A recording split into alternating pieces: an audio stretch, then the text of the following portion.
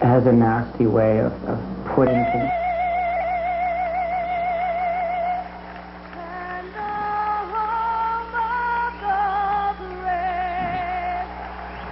Here's a nice starting lineup. Once again, good evening, everybody. Bruce Buchanan along with Harry Neal. We're at the Nassau County Coliseum on Long Island as the Jets get set to face off against the New York Islanders.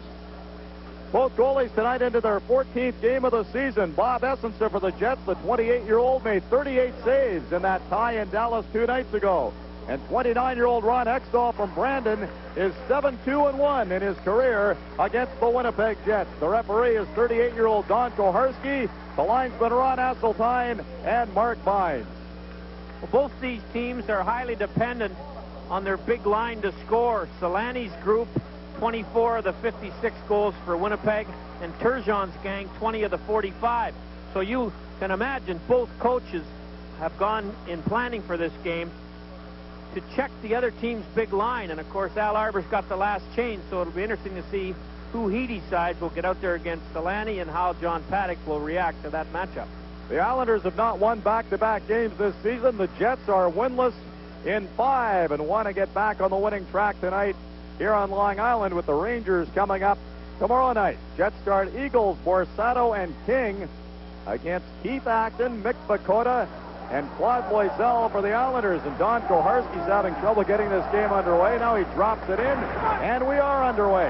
Kasparaitis turning in his own zone for New York. He drops it back to Scott LaChance.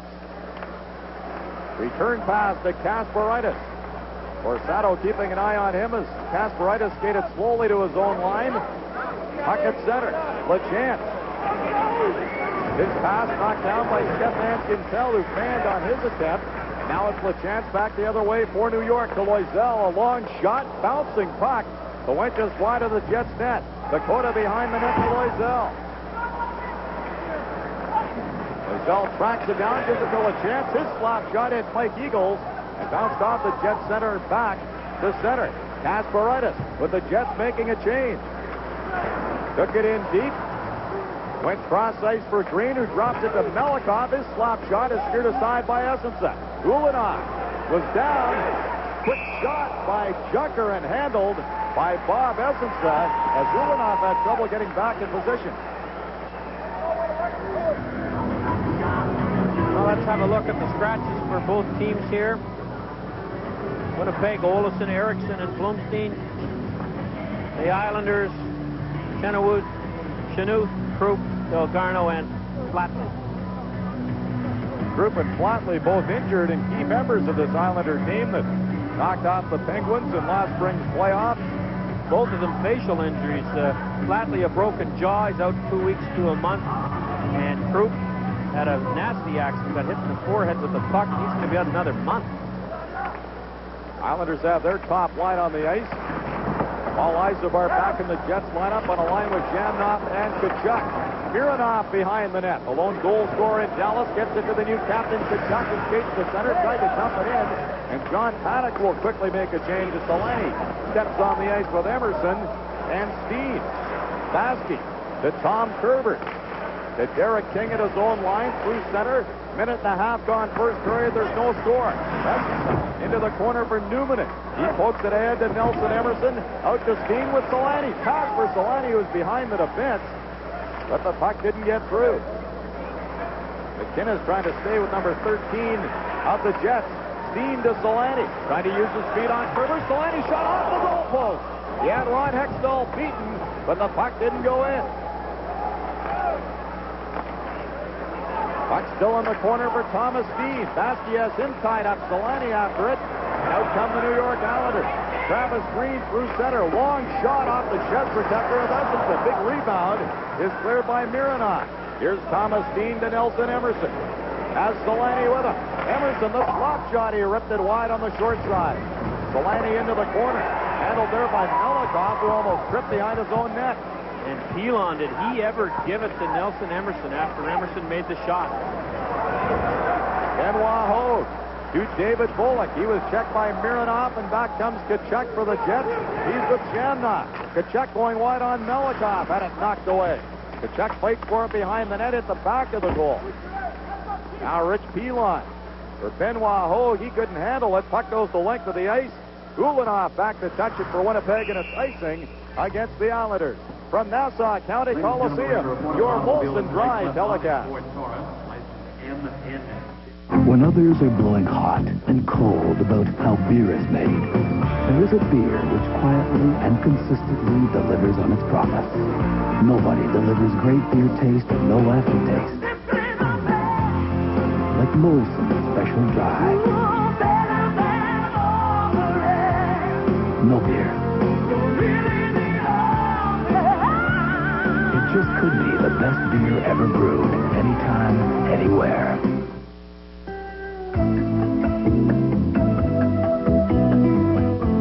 Its suspension is refined. Handling finesse is at an all-time high. The aerodynamic shape seats four comfortably. Anything else you could wish for? How about it won't break the bank?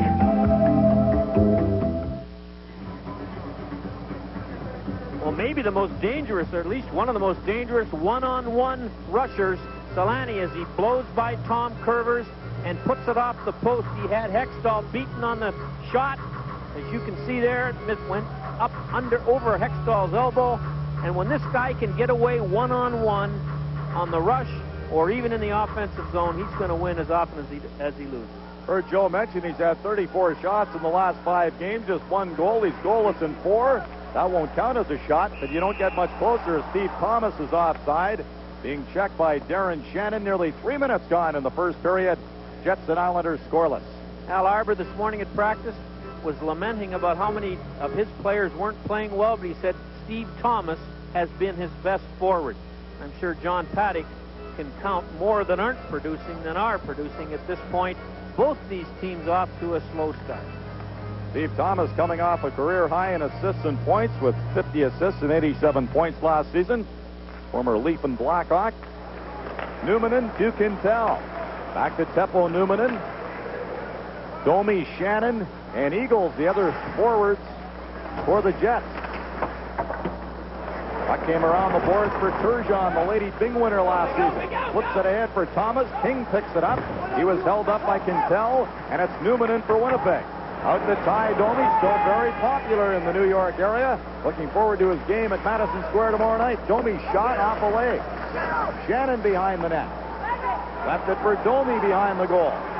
Eagles setting up. Jets with pressure here on the Islanders. Shannon behind the goal. Bumps with Kasparaitis. Ty Domi had it poked away. Numanen pitching. Gets it to Shannon behind the goal. Good work here by Winnipeg. Shannon lost it to Kasparaitis and flattened him. And Turgeon has it for New York to Steve Thomas. Numanen trying to pinch again. Derek King couldn't clear it. Good play by Numanen. Here's Shannon with the puck in front for Numanen's backhand shot off the side of the net. Jets coming close in the early going on Long Island. Some good forechecking by the Jets. Some careless attempts to clear the puck. If you get it 5 feet from the blue line, you got to get it out. Turgeon didn't, and here's goal. Jets had a good start in Dallas. But they want to see a good finish tonight as well. McKinnon off the Jet goal. Quintal for Emerson. His pass off a leg. McKinnon slides it to the side of the net. Quintal trying to lift it out. Went high. Here's Emerson to Solani. One-on-one against Pilon. Solani stops. The cross for Emerson, and the play was broken up neatly by Malakoff. Back come the Islanders. This is McKinnon. Stops along the boards. Rink-wide pass that Travis Green couldn't pick up. He's coming off a 2-goal effort against Hartford on Saturday. Dean Kennedy, the former Jets captain, gets it to Ulanoff, and he jumps it in. Play going right on here. Ferraro in the corner puts to Barnes. David Bolling couldn't clear it. Ferraro hops on it for New York. Bumped by Kennedy as he crossed the line. Ulanoff around the boards for Solani. Kept in by Curvers. There's Bolling. Quick shot off Ulanoff's stick, and the puck goes into the seats. 5:24 gone in the first. It's 0-0. Chevy announces a breakthrough.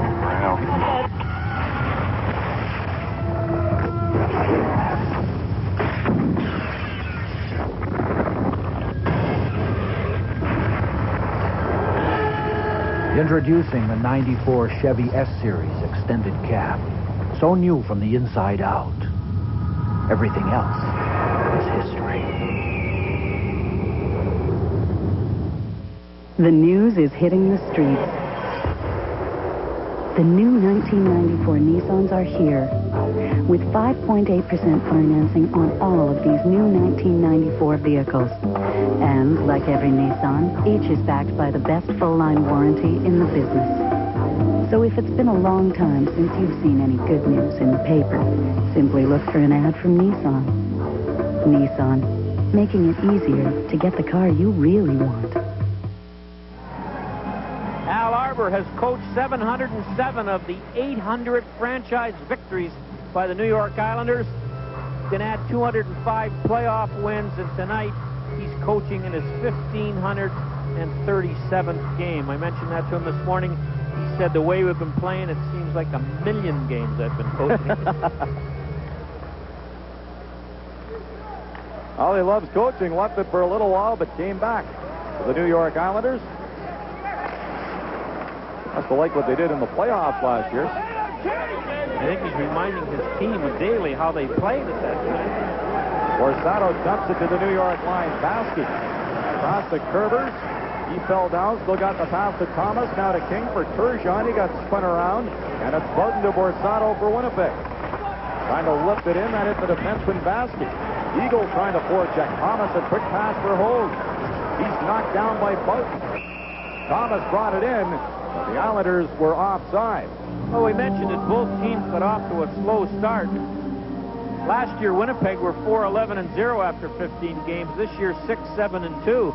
John Paddock and his Jets recovered to get 87 points last year.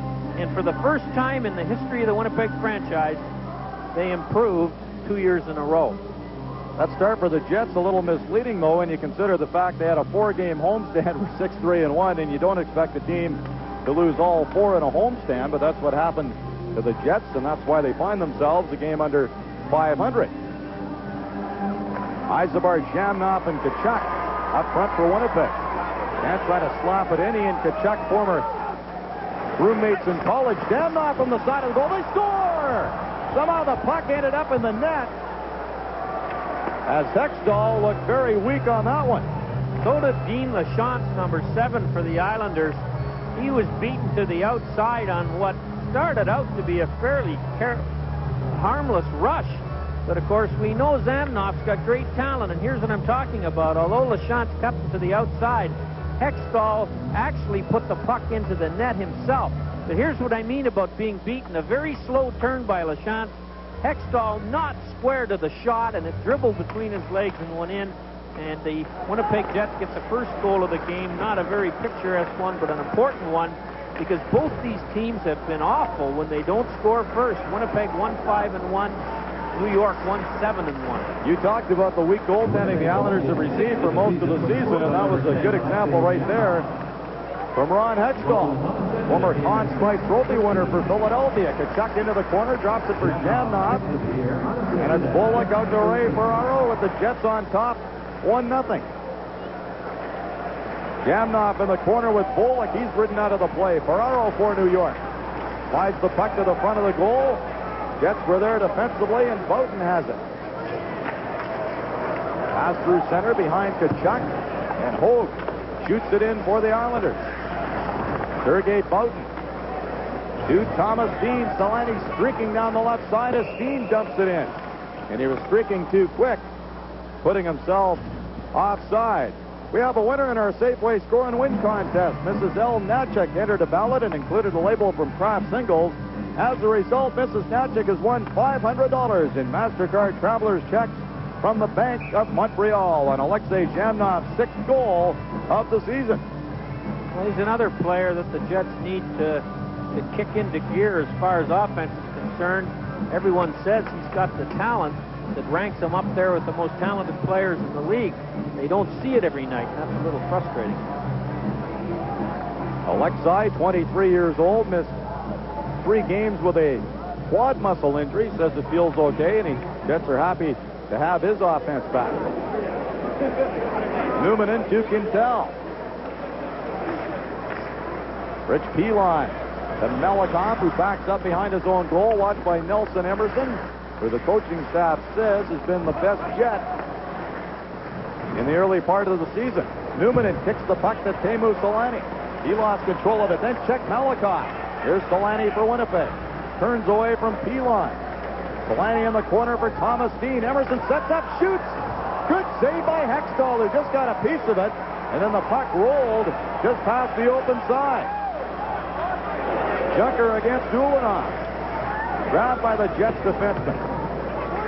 Travis Green behind the net. Emerson trying to stay with him. Junker tried to leave it for Melikoff, but Ulyanov sends Selanne away with Steen. They're 2-on-1. Selanne, nice move, go the backhand, and he lost control of the puck. Time when you get a 2-on-1 with those kind of people in on it, that you don't get a chance to score. And Selanne, in his attempt to deke the Islander defenseman, lost the puck. We're going to have a penalty here to Pilon, who well after the whistle cross-checked the Winnipeg player Emerson to the ice, so the Winnipeg power play will get a chance to add to its 1-0 lead.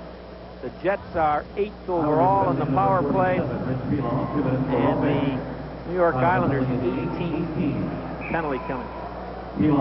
Here comes the Winnipeg chance at 2-on-1.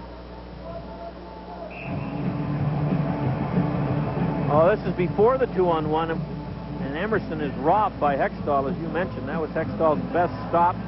And after the whistle went, for some reason, Pilon just cross-checked Emerson to the ice, shining up his mask. Maybe he didn't see who it was. Second time in the first period that Pilon and Emerson have been involved. Pilon with 63 penalty minutes on the season.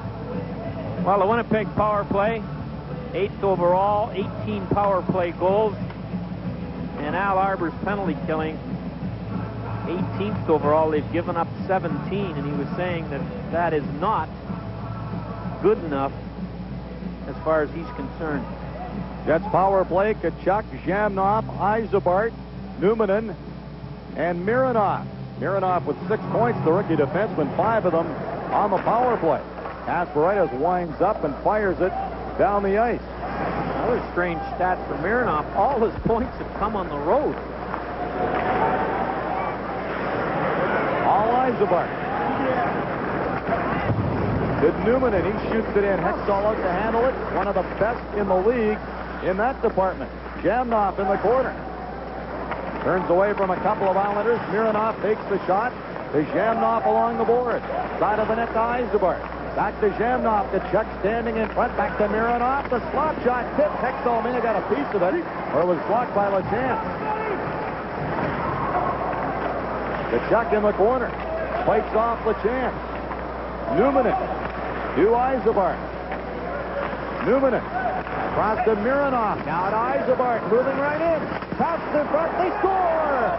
Zhamnov, and it's 2-0 Jets. Well, boy, they threw that puck around very nicely.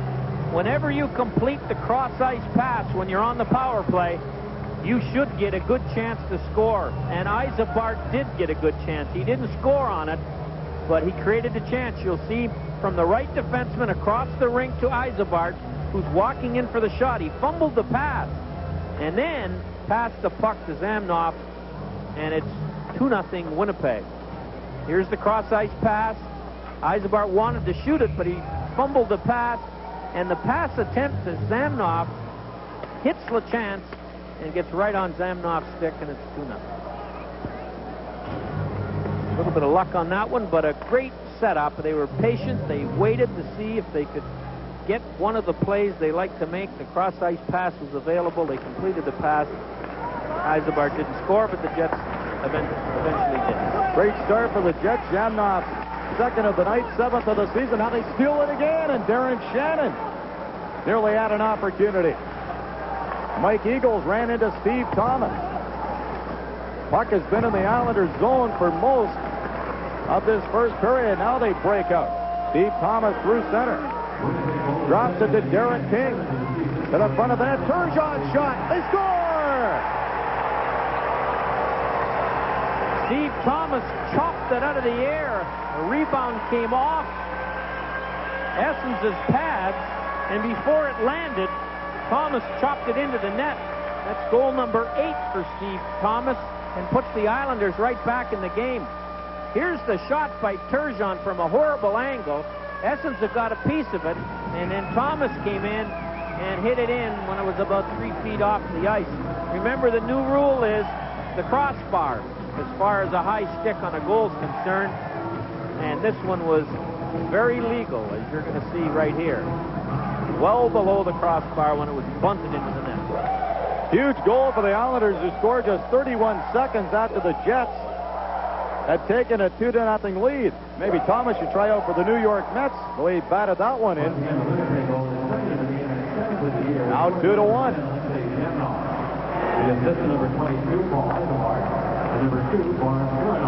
Isobard and Mironov got assists on Jamnov's third power play goal of the year, which gave the Jets a 2-0 lead. Now Barnes loses it. Here's Hogback, scores!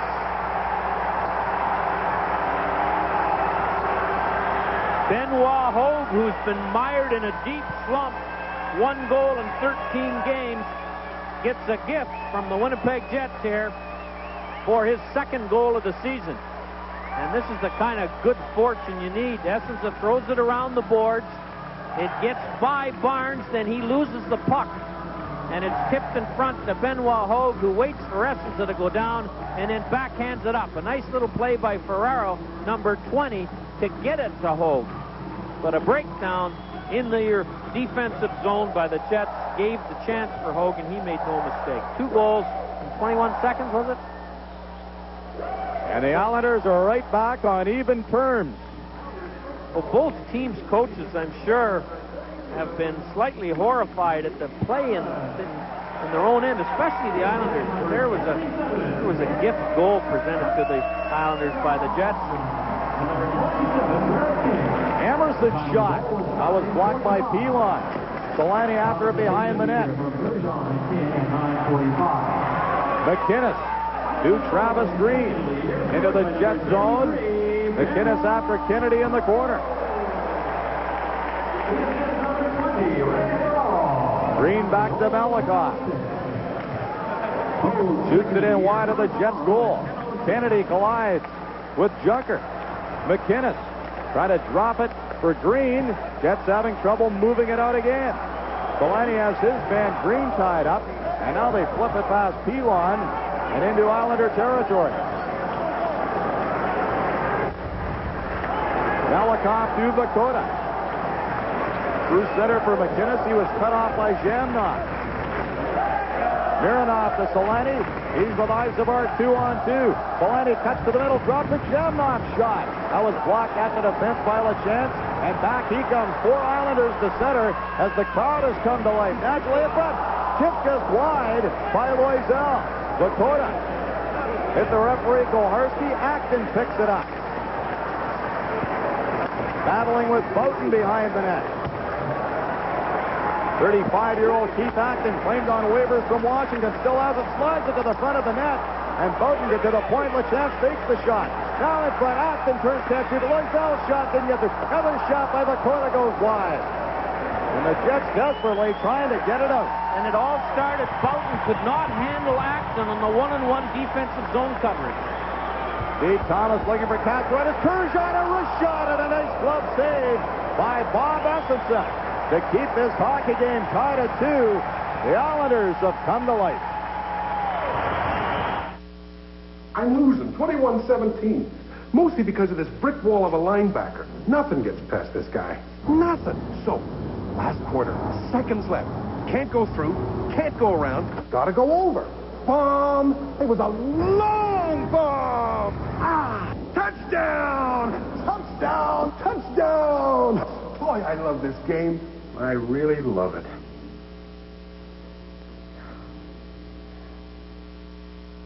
When others are blowing hot and cold about how beer is made, there is a beer which quietly and consistently delivers on its promise. Nobody delivers great beer taste and no aftertaste like Molson Special Dry. No beer. It just could be the best beer ever brewed, anytime, anywhere. Joe Boriski is our next lucky winner in the Safeway Score and Win contest by including a Kraft salad dressing proof of purchase. And entering at Safeway, Joe has won a set of Dirt Devil vacuums from Royal Appliance. Jets 2, the Islanders 2.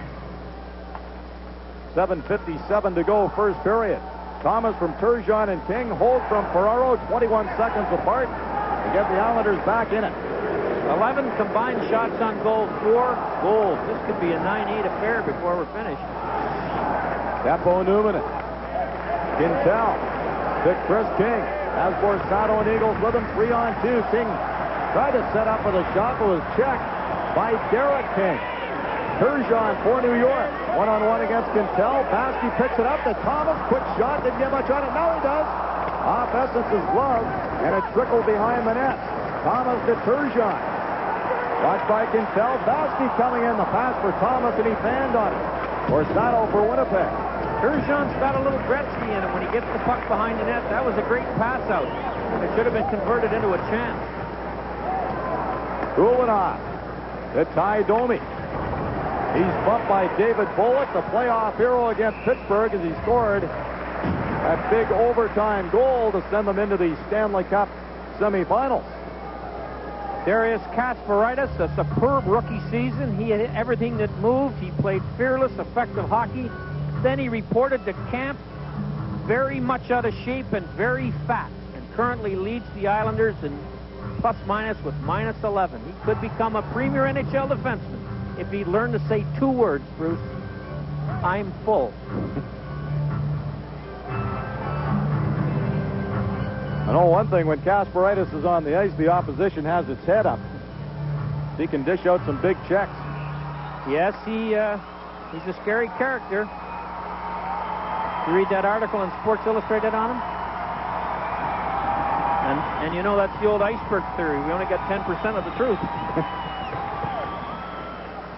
Face off to the right of Essensa. Travis Green and Thomas Steen for the draw.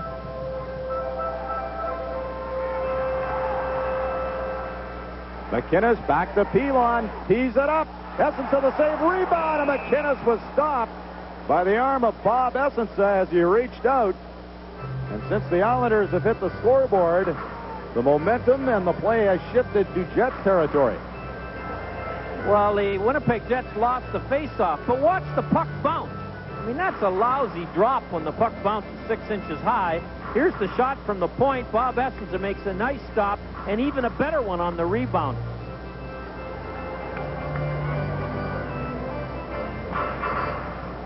See how Steen makes out on this draw against Travis Green. They got to let a little air out of the puck maybe, and it will sit there, but it's a skill for the linesman. They make that puck lie flat. He's trying to get guys to get their stick down. Let's watch this one. Oh, that's a nice one. McInnes won the draw. Back to Junker, who shot it wide. Delaney just whacks it to center. Pilon to Green. He touched it. And the Islanders offside with 6:41. Well, I mentioned the Islanders off to a slow start, as well as Winnipeg, 4-9-1. Last year, they were 17-21-4, 19th overall at the halfway mark. They finished the second half with a 21-16-3 record, 8 overall. Now, this season, if you can imagine, they finished the training camp and started the season and spent 20 days on the road, 15 of them on the West Coast, and then had to come home here after 3 weeks or a little less than 3 weeks. Al Arbor said we were out of shape. We couldn't concentrate. We lost our focus, and we still haven't recovered. So that plan to go out there and spend 7 or 8 days before you start a long haul on the West Coast, I think will be revised next year. John Paddock trying to keep his cool on the bench. Not easy after taking a 2-0 lead and then watching the Islanders score 2 in 21 seconds. Junker just up from the minors across to McInnes. Junker in the lineup for the injured Brad Delgarno. Kulinoff. Around to Steen. Now Teemu Solani. The safety behind his net. Steen trying to poke it out. He was bumped by Pilon, who's made his presence felt here in the first period. Malikoff to Travis Green. Kulinoff to Kennedy. Nearly fanned on it. Back to Ulinoff. Pass through the middle for Thomas Steen. He couldn't reach it. Malikoff back to touch it. And the Jets are called for icing. You're watching the Jets live on CKND. Play, score, and win at Safeway. When the Jets score on CKND, you could win Macassa's Elegant Maxima Dinnerware from the Belterre pattern, a GE Spacemaker 2 microwave oven, the Best of Tefal featuring the new Cool Wall Deep Fryer, or the Piggyback from Samsonite. Our strengths are legendary. At the end of each game, we will award a Canadian Holidays vacation for two to Walt Disney World Resort. Safeway's participating products, Maxwell House ground coffee, and Ruffles potato chips. Score and win, another reason we're today's better way. This is Reimer country. Fast, economical, guaranteed service. Shrinking time and costs to deliver goods across the West, throughout Canada and the United States, right to your door. Reimer Express, reliable economy, on time or free. Coming up in our first intermission tonight, studio analyst Jordy Douglas along with Joe Pascucci. We will feature the Jets' new Soviet coach. You don't want to try it, huh, Harry? Zinatula Bilyaletdinov. There he is on the Jets bench. And we'll have the Canadian Tire NHL scoreboard. They call him Bill. It's his first trip to New York. And what an eye-opening experience that is.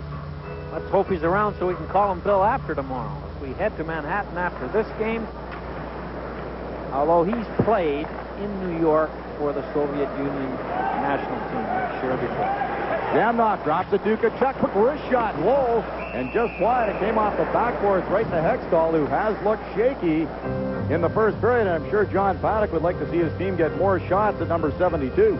Well, the boards here at Nassau County Coliseum are very alive. Pucks go around very quickly. It's hard for the goalie to get out and stop shoot-ins. And pucks that hit the yellow border at the bottom come out very fast. And you can see Hextall had to be good to cover that one, because in most rinks, they don't come off the end of the rink like they do here. Number 7, Keith Kachuk, named the captain of the Jets on Saturday. Just 21 years old, but a very mature 21. Well, that's a huge compliment to young Kachuk. Let's hope that the burden of being captain doesn't get in the way of the way he's played or can play, because it is a big role and a new one for him, I'm sure. Jamnoff lead pass to Eisenberg, cutting in on the backhand. Tried to center it for Jamnoff, who was trailing the play. And here are the Islanders. Turgeon stops inside the line, collided with his own man, Thomas, and the Jets come back 3-on-2. Jamnoff to Newman. Back for Jamnoff. He panned on it. Derek King knocks it back to Darius Kasparaitis. The King at center hands it off to Turgeon. 5 minutes left in the first period and a 2-2 tie. King to the side of the goal for Thomas. Mironov has it for Winnipeg. Skates to center. Flips it in for Luciano Borsato. Hextall out to play it. King trying to center with Hextall out of the goal. It went to King behind the net. Bob Curvers will take it. Off the glass and down the ice with the Islanders making changes, and now they'll have more time as they're called for icing. Kind of got to wonder what got into Curver's thinking there. He had no heat on him at all and decided to throw it off the glass for the icing. Chris King, you know, the Domi-King connection has had a very positive effect on this Winnipeg team as they've added some grit to their lineup. Before Ty and Chris got here last year, the Jets were 13, 19, and 12. After, and that counts this year, they're 33, 25, and 7. Hasn't been their offensive production that's made a difference, but if you ask the Jet players, I think they'll all tell you that it's a lot more comfortable playing with those guys on your team than it was before they got here. Baskey rolls the puck through the middle. Mironov chasing it down with Bullock right behind him. Pulled from the corner, centered it for Bullock. He tipped it to the boards. Referee Boharski has the puck hit him, and it's still in Jets territory. Benoit Hogue in front for Ferraro. Into the far corner for Bullock. King trying to clear it. He can't. King gets a second opportunity. Eagles and Kerbers mixing it up at center. King trying to go all the way, and he's spilled by Vasky. Nice play by Vasky. He played the man all the way. King tried to put it between his feet and his legs. The puck went. He didn't. Hogue winding up. Back to Bullock's backhand shot. He went for the far corner and missed the net. And a brilliant rush by Benoit Hogue. Stu Barnes for Winnipeg, trying to do the same thing. Shot. Pad saved by Hextall. Big rebound. And Shannon rolled it wide. Malakov for New York. 3:25 left first period as play opens up again. Domi scoops it ahead for Stu Barnes. Hextall way out to play it. Hit his own man Elon behind the net. Hextall hasn't looked comfortable handling the puck tonight either. No, he hasn't. Ferraro carrying on for New York. Drop pass. Thomas has got a good wrist shot. Couldn't get it away under the checking of Darren Shannon. Rich Pilon back in his own zone. Watched by Ty Domi. Malakov. Pass through the middle. Kennedy there for the Jets. Thomas Dean to Teemu Selanne. Domi's with him. Selanne, a nice move on Thomas. Selanne to the backhand. Can't get a shot away with Turgeon checking him. Puck ends up at the side of the net. And Hextall puts his big catching mitt on the puck. Boy, if you play the puck trying to check Selanne, he's going to make you look like a donkey. You have to play the man. He can make that puck talk. Turgeon, Selanne, both with 132 points last year. And here's some vintage Teemu Selanne. A horrible attempt by Thomas. Not a much better one by Turgeon, although he stayed with him a little longer. But you have to play the man and hope. If you play the puck, this guy is too slick, and he'll make you look like a fool. Teemu on left wing tonight with Steen and Emerson. Coach John Paddock thinking he attacks better from that side. I think he attacks pretty well from any side of the ice, actually. Yeah, he might, when he comes in on the wrong wing, be able to cut to the net a little bit better, and he's got a better shooting angle, but I don't think it makes much difference to him. Newman got a weak shot away as he moved in from the point, and Hextall just got a piece of that. Quintel to Emerson in the slot. Selanne doesn't know where the puck is. Kasparaitis to Junker. He runs into Newman. Claude Loisel moving down the right side. Got spun around by Steen. Travis Green goes crashing into the net. It stayed on, and here's Newman with the puck. To Teemu Selanne with 2 minutes left in the opening period. Selanne bumped by Green as he flips it in. LeChance to McKinnon. A rink-wide pass behind Junker. He gulps it in to the Jet zone. Al Arbor making changes. Boughton to Keith Tkachuk. Cut off by Turgeon near center. Newman into Boughton. Having trouble, gave the puck away to Turgeon. Came to Kerbers at the point. Off Thomas's stick to the corner. Thomas turning, and Tkachuk has the puck for Winnipeg. Pass it center to Yzerbar. Quickly to Jamnov. Look at him control it. Turns at the line for Winnipeg. Jamnov still has it. Quick shot. That's steered aside by Hextall. Yzerbar to Jamnov behind the net. Centers it. He fans it. Yzerbar backhand shot. Hextall the save. And he holds on for a faceoff. Well, the New York Islander defensive zone coverage, not good tonight. Although when you got guys like Zamnoff handling the puck, and here's the confusion that reigns. The Islanders are all back there, but who's taking who? There's two guys going to the one, and it ends up being a good chance right here. Hextall can't be beaten, but you can see the 3-on-3 down deep coverage wasn't very good. Well, we talked in the opening about Hogue for the Islanders, Yzerbar for the Jets. Benoit Hogue's had a good first period, and Yzerbar really gave the Jets the lead right there. And he's got a nice assist, and he's had 2 or 3 good opportunities. Slumps that start at the start of the season are much more difficult to swallow because you don't have any good time piled up behind you with your new team. Quintel's slap shot was handled by Hextall. Less than a minute to go in period 1.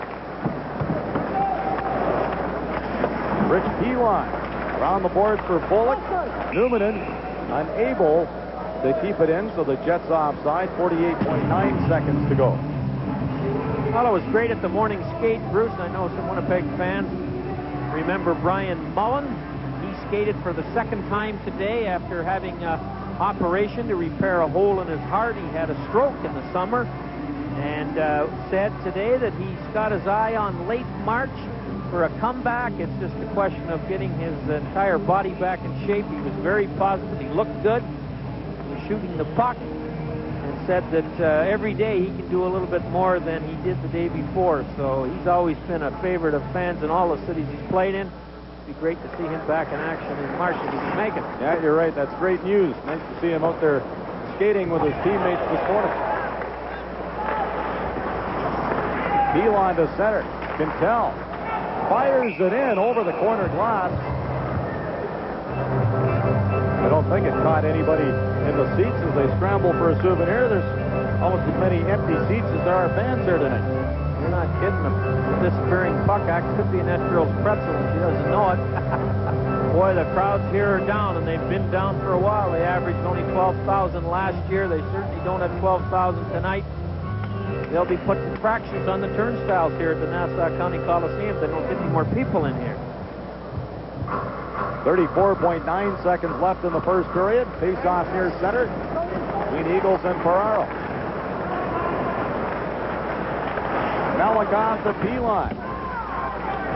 Dumps it into the Jet zone. Mironov winding up. Around the boards, it's tipped out by Borsato to center. Pilon drives it right back in. Sergei Boutin for the Jets. This flips it near center. Borsato hops on it quickly. Mironov joining the rush. Borsato for Mironov. Play was broke up. Eagles slap shot. Blocked neatly by Pilon. And the horn sounds to end the first period. Well, an entertaining but loosely played first period. 2-2, the shots 10-9. The chances to score pretty even. Both coaches, I'm sure, will try and get their teams to play a little better without the puck in their own zone. Alexei Zhamnov with both first period goals for the Jets. The score after 20 minutes of play, the Jets 2 and the Islanders 2.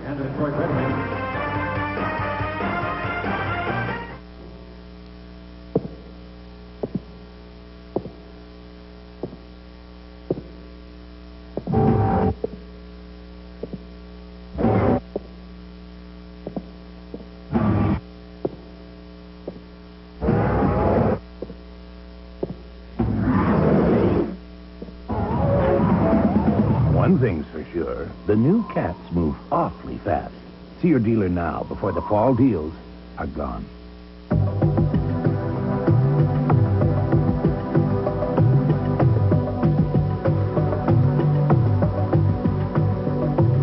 You didn't feel compromised by having a family.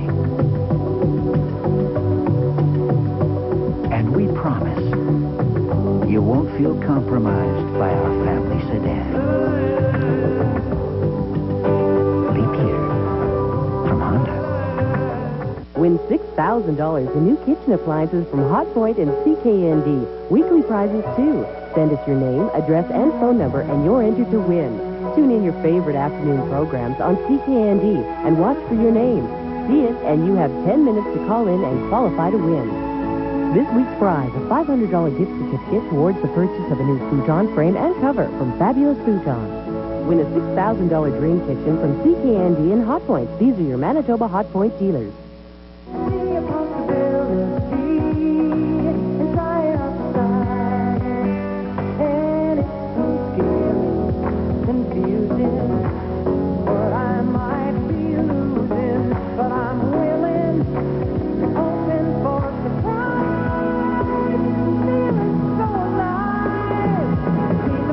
Phenom at a special time, Tuesday at 9:30 on CKND.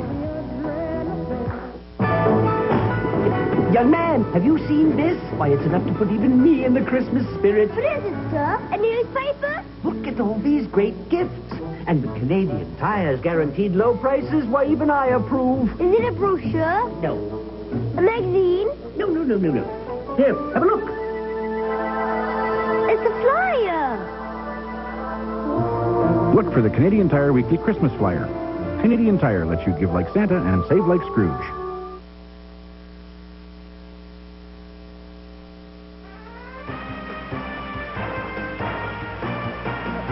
welcome back. There you see Jordy Douglas. Games played 24.8. Jordy, I think you did better than that, didn't you? That was just a month, I think, 24 games. Or was that the minutes that you played? Yeah, I'm not sure that was here, though. I'm sure of that. And you did say you did score more than just with that one goal in the NHL. I've got a file at home. I can bring a couple in next week. Okay, do that. Tell us about the first period, which was not a bad period for the Jets if you want to throw out 21 seconds. Yeah, that's a concern of coaches, and you know, it's good for the Jets to get out of town. Everybody was getting down on them. I'm sure they were getting down on themselves. They were distracted. For them to go into Dallas the other day and play, you know, a pretty good game. Bob Asenzo obviously won the point, so to speak. That's his job, and the other guys have to pick it up, and that's a good starting point. But I think you'll see, you know, in the first period here, there wasn't. I think what they're striving to get at is a little bit of consistency. And right now, they had a little bit of breakdown. You know, we say 21 seconds, but there was a few more instances there where they broke down a little bit. It becomes a mental thing after a while, and so they struggled a little bit. But I think they want to get on to the track of consistency. Play a good, solid 20-minute period, move on to the next. All right. In that first period, Jets head coach John Paddock taking Jamnoff off with Solani, putting him with Tkachuk and Eisbart, and it paid off in a couple of goals for that line and for Jamnoff, and we have the first one to show you. It's a nice thing to get guys moved around, and I'm still sure John's just trying to get everybody involved. But Jamnoff does a great play. He just comes around, goes hard. But Chance plays him really well. I mean, he keeps him outside. Everybody in the middle of the ice is picked up, and the shot shouldn't have gone in. I mean, in essence, it's a fluke. It's off the net, off a goaltender back into the net. But they played it well, and the thing that created that, we talked about it earlier, they were skating like crazy. The Jets were, before they got scored on those two goals, they were controlling the period. They were setting the pace. And the nice thing on the road is you want the guys to do that. All right, and then the scoring opportunity here with Solani and Steen. And this almost turns off in a good scoring opportunity. Well, you know, they play it well. I mean, they're wide. The defenseman, he's down. He's made a commitment, and he has to slide over on him. And so he's got to make the commitment to come over. And Solani just probably, in his excitement, just lost it a little bit. And this is the goal that made it 2-0 for the Jets as Jamnoff gets in. The Jets worked the puck well on this goal. Yeah, you could see they wanted to get back to Mironov for the shot, and it opened up on the side, and it was a bit of a little bounce in front there, went to Zabnoff.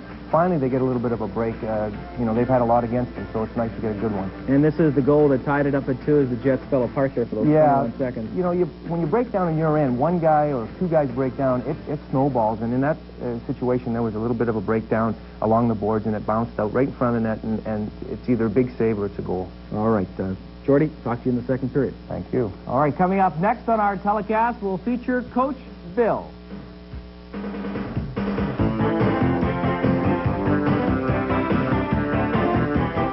Honey, I know we need a new car, but I'm not sure what we should be looking for. Well, let's make a checklist. Yeah, I want air conditioning and automatic transmission. Stereo cassette, lots of room. Oh, and it's got to be safe, so it must have those anti-lock brakes. But most of all, it's got to fit our budget.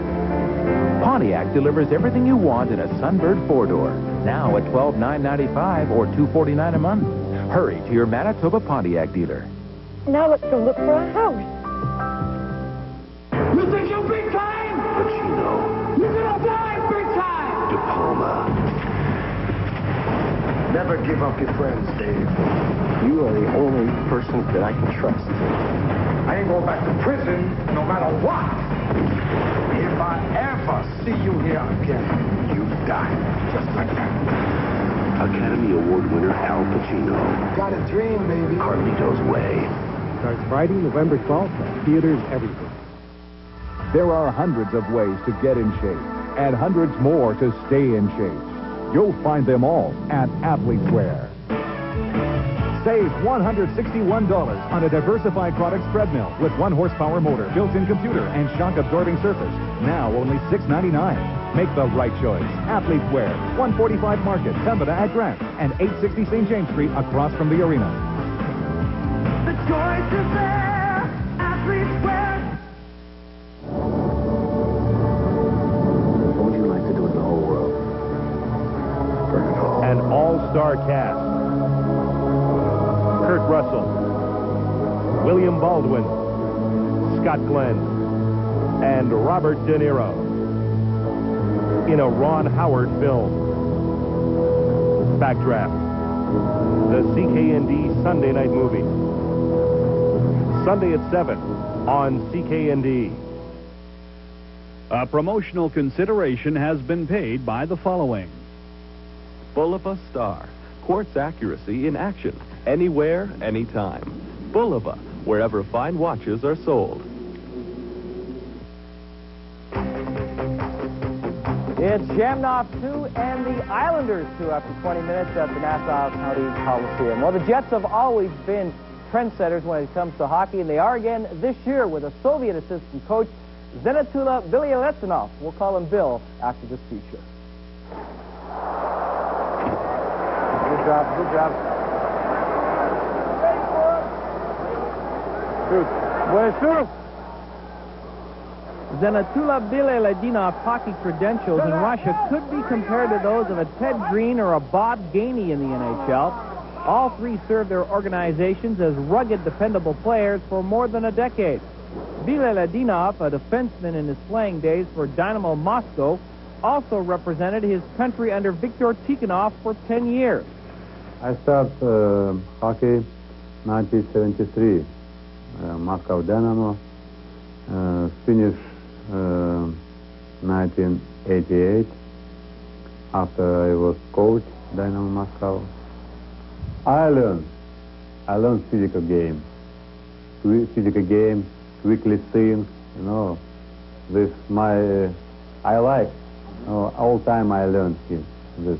Wearing number 14 in the 1984 Canada Cup, Bilyaletdinov was on the ice as the Russians, on a 2-on-1, tried to win the semifinal game in overtime against Canada. Paul Coffey broke up the 2-on-1, and the Canadians stormed the Russians' end. Bilyaletdinov, covering Mike Bossy, had his stick knocked out of his hand and scrambles to freeze the puck in his own end. Clears it out in front, went off the leg. Now Tonelli doing all that work again, and he takes two players down with him. Back out to the blue line. Coffey takes the shot, turns with it, fires it in there, deflects over the top of the net. Tonelli after that puck. Tonelli ducks the check. Back out to the blue line. Here's another shot. It would be Mike Bossy who would win the game and the series for Team Canada. Zenatula Bilyaletdinov was dreaming that he could play this kind of hard hockey every season in North America. I could only dream. No. Now easy players, easy coach. Before it was difficult. Bilyaletdinov is a respected tactician and graceful skater who maintains a youthful passion for the game of hockey and works hard with players who want to learn and improve. I showed him how they should skate, how better skate. You know. I explain him all the time. Explain how better. If difficult for me, I show him. I like players who like many work. You know, who many listen, who want good plays. You know, this is my aspect. This player, no problem. All time I help him. I think all players should every time a little bit learn. Young player or a old player, all time little bit improve game, improve or a skate or a shooting or a technique. You know, all time. Maybe old player should a little bit, young player should more. You know, all time. I think all time should. Improve. Stefan. Yeah. A little bit here. Okay? Yeah. This, no, here. Okay? Yeah. Bilyaletdinov tries to learn 10 new English words every day. But hockey, like music, to those who perform at a high level, is a language of its own. It doesn't matter which style, NHL or a Europa style. It doesn't matter. It's important hockey. No. Close the gap, close the gap. All right, coming up next, the Canadian Tire NHL scoreboard.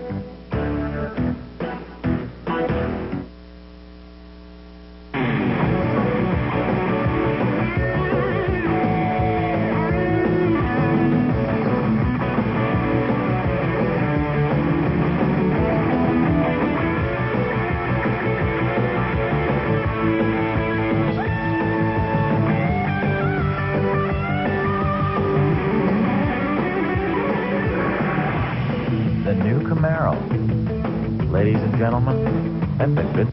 Tension mounts as game time approaches. In the booth high above, final preparations are made.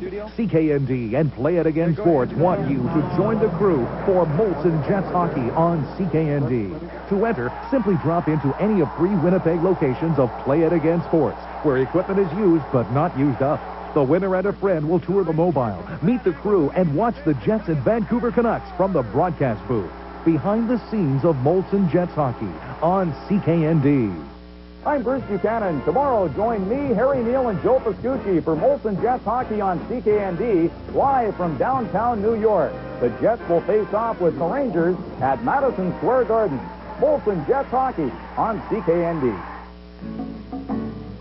7-Eleven coffee starts with a blend of select coffee beans, freshly ground and then brewed up just for you. So come on in and have yourself a cup. There's always a fresh pot brewing at 7-Eleven. Happy anniversary, Park Pontiac. The 94s are here. That means all 93 cars and trucks have got to go. Take advantage of GM's past model allowance on all 93s. Hey, who's going to give you the most competitive price? A dealer with a few vehicles or Park Pontiac with true extra savings on the largest selection of Pontiacs, Buicks, and GMC trucks in all of Manitoba. You got it, Park Pontiac. You got it, Park Pontiac. The first period out-of-town scoreboard brought to you by Canadian Tire. 6 other games in the NHL. Quebec is at Washington, and they are scoreless after the first. The Oilers tried to win a game, but it doesn't look like they're going to lose here. Detroit leading 2-0, and that is in the first. Pittsburgh is playing at St. Louis. Later on, it's Los Angeles at Calgary. Toronto will be in San Jose tonight. Dallas is taking on Anaheim. That game is in Phoenix. And that is the Canadian Tire out-of-town scoreboard. Score between the Jets and the Islanders. They're tied at 2. Second period action coming up on your Molson Dry telecast. We all thank you for the gift, sir. Don't mention it, Cratchit. I saved on everything at Canadian Tire. The Easy Touch tape player and the Watch Me Talk mirror, Mr. Scrooge. They were only $34.99 each. And the Star Trek Starship Enterprise and Klingon Attack Cruiser just $29.99 each. I saved so much, Cratchit, I even got you something. Mr. Scrooge, a matching finger set. And next year you may even get the other hand. Canadian Tire lets you give like Santa and save like Scrooge.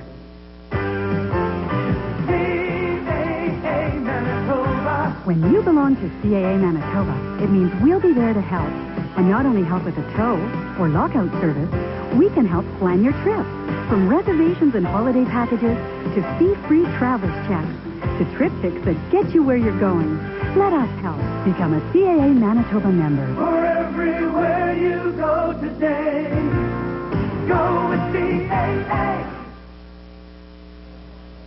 Welcome back to Long Island. Islanders and Jets tied at 2 after 20 minutes of play. As we look at the first period summary, Jamnov with his 6th of the year at 6:13, and then Jamnov again on a power play from Isabart and Mironov as the Jets got off to a great start in this hockey game. But then the Islanders came right back. Thomas's 8 from Turgeon and King, and then just 21 seconds later, Benoit Hogue's 2nd of the season from Ray Ferraro as the Islanders outshot the Jets 10-9 in the first period. We start period 2 tied at 2.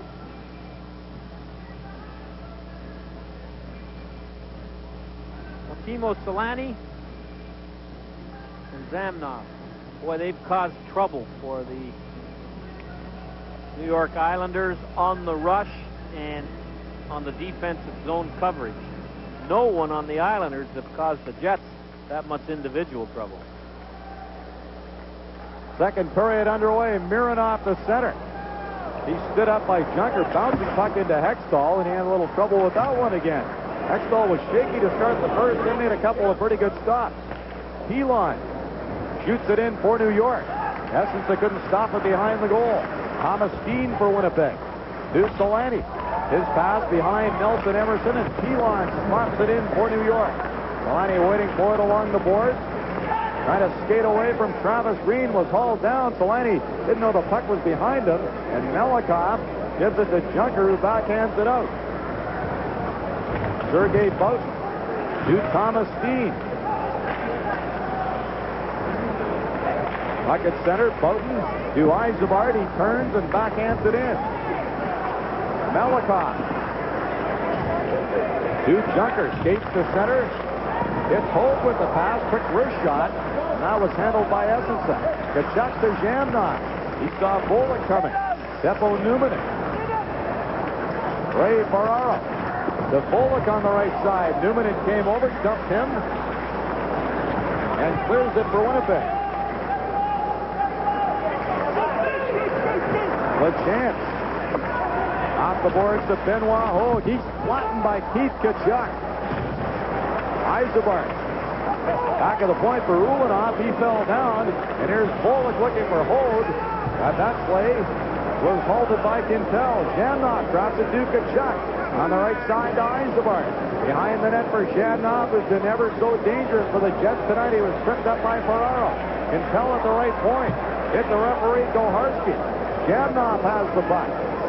Left it for Kachuk in the corner. He turns away from Ferraro. Tried to one-hand it to Jamnok, and out come the Islanders. Ray Ferraro on the left side of Benoit, cutting it, shoots off the glove of Essenson. Benoit Hogue with a little room against Stefan Quintel. Aaron Shannon behind the net, tried to center it at the back of the goal. Eagles for Winnipeg. Quick shot kicked away by Hextall off the stick of Borsato. 2.5 minutes gone in the second and a 2-2 tie. Borsato working hard behind the net against Hogue. Shannon beats Ulanoff at the point. He couldn't do anything with it, and LeChance gives it to Bolek on the end of a long chip. Long shot just wide. As Essenson just did get a skate on it. Big pile up of the Islanders bench as they try and make a change. Shannon flips it in for Winnipeg, rolling puck into Hextall. Pilon drops it to Malikoff. Derek King to Turgeon, now to Steve Thomas. Ridden into the fourth by Numanen. Bowden behind the goal with King. He sends Solani away. Hands it off to Emerson. Slump shot. He went for the far corner. A low drive just wide. Numanen to Solani along the board. Quick shot. Handled by Hextall. Rebound. Steve knocked it wide. Hextall's been sharp this period, Bruce. Made 3 excellent stops with his feet. Numanen a pass through the middle. That bounced off a stick to Pilon, now to Malikoff. Boy, plays zipping right along here tonight. We've nearly reached the 4-minute mark of period 2. Turgeon hit Thomas Dean with his pass. Seppo Numanen dumps it ahead for Emerson.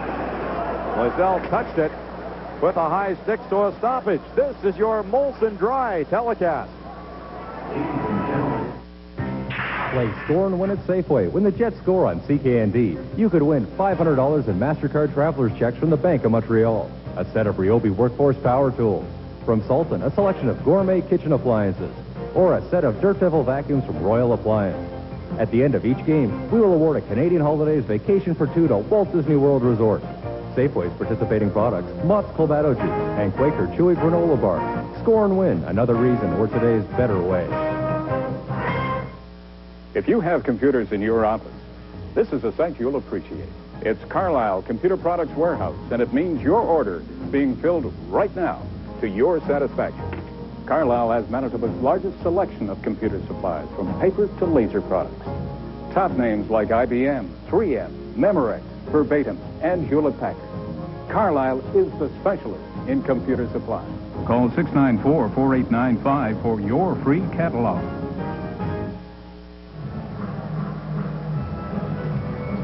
Benoit Hogue taking a rest with his centerman Ray Ferraro. Benoit Hogue really blew down the left side after taking a nice pass from Ferraro. Look how far out of the net Essenza is, how square to the shooter he was, and he made a difficult stop look easy. Benoit must have heard you talking about him in the opening tonight. He's played pretty well. Puck is center for Claude Loiselle. Ty Domi to Stu Barnes. One-on-one against Vasquez. Ridden to the boards. Tom Kerber. to Claude Loisel. He backhands it off the boards to center, and Dean Kennedy fires it right back in for the Jets. Vasky behind the net. Around the boards for Bakota. Mironov trying to pinch. And here's Keith Acton with Loisel, and Kerber's joining the rush. Loisel picks it up. His shot deflected off Acton's skate to the corner. Out comes Barnes with Chris King, 2-on-2. Big crisscross at the line. Barnes trying to take a shot. Bounced off Vasky. Went behind the net. Kennedy hustles to the right point to keep it in. The slap shot. Domi in front. Scores! Ty Domi. Ty Domi told me before the game he'd shortened his stick, and that he thought he had the stick that was going to get him a goal, and very frustrated the number of chances. A nice low point shot by Dean Kennedy, and a rebound off Hextall's pad right to Domi, and Domi very smartly put it up over Hextall. Just like he knew what he was doing right there. Vasky a little late getting to Domi. You know, when the puck goes to the point, the defensive defensemen have got to look for a guy in the wrong colored shirt. Don't wait to see where the puck goes. 3 Islanders around Ty Domi, and nobody tied him up. Ty Domi rooping one on Ron Hextall with that shortened stick, and gives the Jets a 3-2 lead with his first goal of the season. And there are some Ty Domi fans here at the Nassau County Coliseum. There are also some fans that gave him a round of boos after the announcement was made. But it's 3-2 Jets. Saw Teppo Newman and head off to the Jets dressing room. Didn't appear to be injured, so we expect him to be back soon. Hextall around the board. Mironov to the front of the goal. That's cleared by Kasparaitis. Mironov, Kasparaitis, Boughton, and Malikoff, all teammates on the CIS team that won the gold medal in '92. Centered off a Jet stick, and Essensa had to make a save. Kasparaitis backing up. Steve Thomas. Back to Chuck coming. Thomas to Turgeon.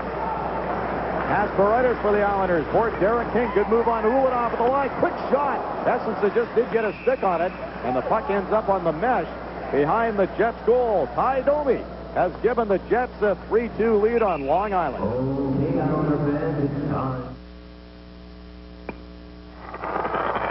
No, you haven't seen this before.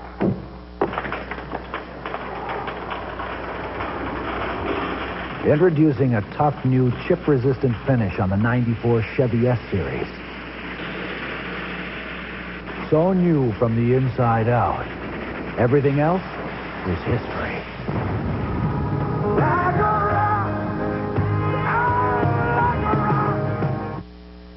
I'm losing 21-17. Mostly because of this brick wall of a linebacker. Nothing gets past this guy. Nothing. So, last quarter, seconds left. Can't go through, can't go around, gotta go over.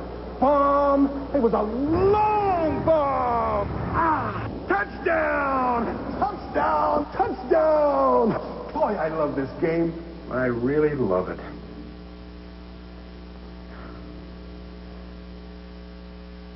Our next lucky winner in the Safeway Score and Win contest is Mrs. Ruth Papard of Winnipeg. Ruth entered Score and Win at Safeway along with a proof of purchase from Maxwell House Coffee. Congratulations. You've won Sultan Gourmet Kitchen Appliances. Bob Essensa getting set for the face-off to his right just outside the Jets line. Ty Domi's first of the year from Dean Kennedy at 4:56 as the Jets on top 3-2.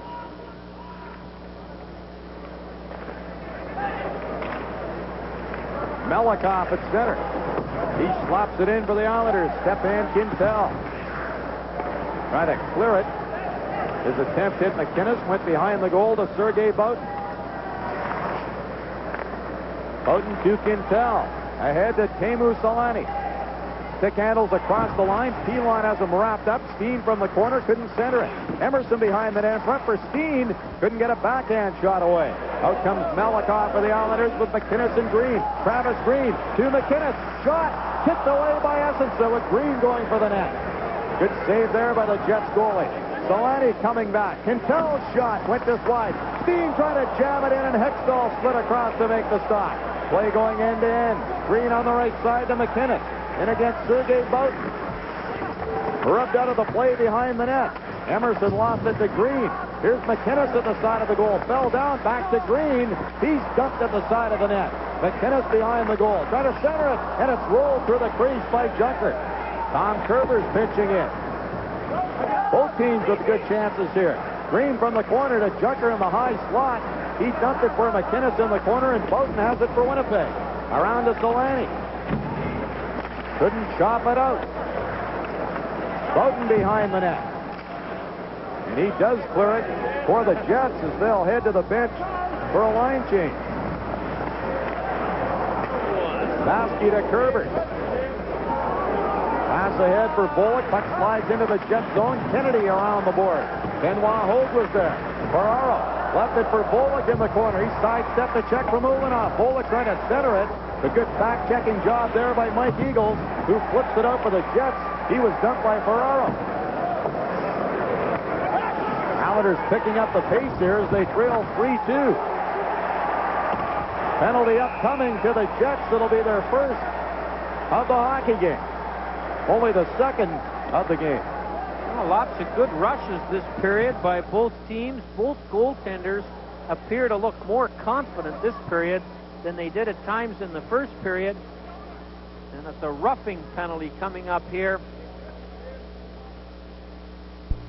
Igor Ulanoff going to the box. The New York Islanders will get a power play. Here comes the penalty now. Ulanoff escapes Ray Ferraro's check and then cross-checks him in the helmet. And the New York Islanders are third overall on the power play, 20 goals for 80 attempts, 25%. And the Winnipeg Jets penalty killing, 15. Well, I mentioned Teppo Newman going to the Jets dressing room. He went there to have his skate repaired, and he's back on the ice to kill this penalty, along with Sergei Bowden, Eagles, and Borsato up front. The Jets with 5 shorthanded goals on the season, 3 of those from Nelson Emerson. It's Turgeon, Thomas, King, Kerbers, and Melikoff for the Islanders. They keep it in off the draw. Derek King in the corner. Behind the net for Thomas. To Pierre Turgeon. Melikoff slap shot. Kicked aside by Essensa. Kerbers behind the net for Thomas. Out of Turgeon in the corner. Had trouble controlling it. Bowden couldn't clear it. Islanders keep it in again. Thomas to Melikoff at the point. Off Eagle's stick. Return pass to Melikoff. Thomas one-timer. Essensa, good save. And Bowden has it for Winnipeg. Can't clear it. Thomas for New York. To Turgeon in the corner. Thomas side of the net. Newman and down to block that pass.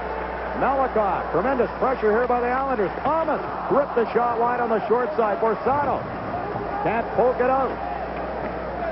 King battles for it. Goes to the point with the puck. Backhands it in front. Knocked down by Newman, and he sends it down the ice. Well, 2 great point men here, Melikoff and Kerbers.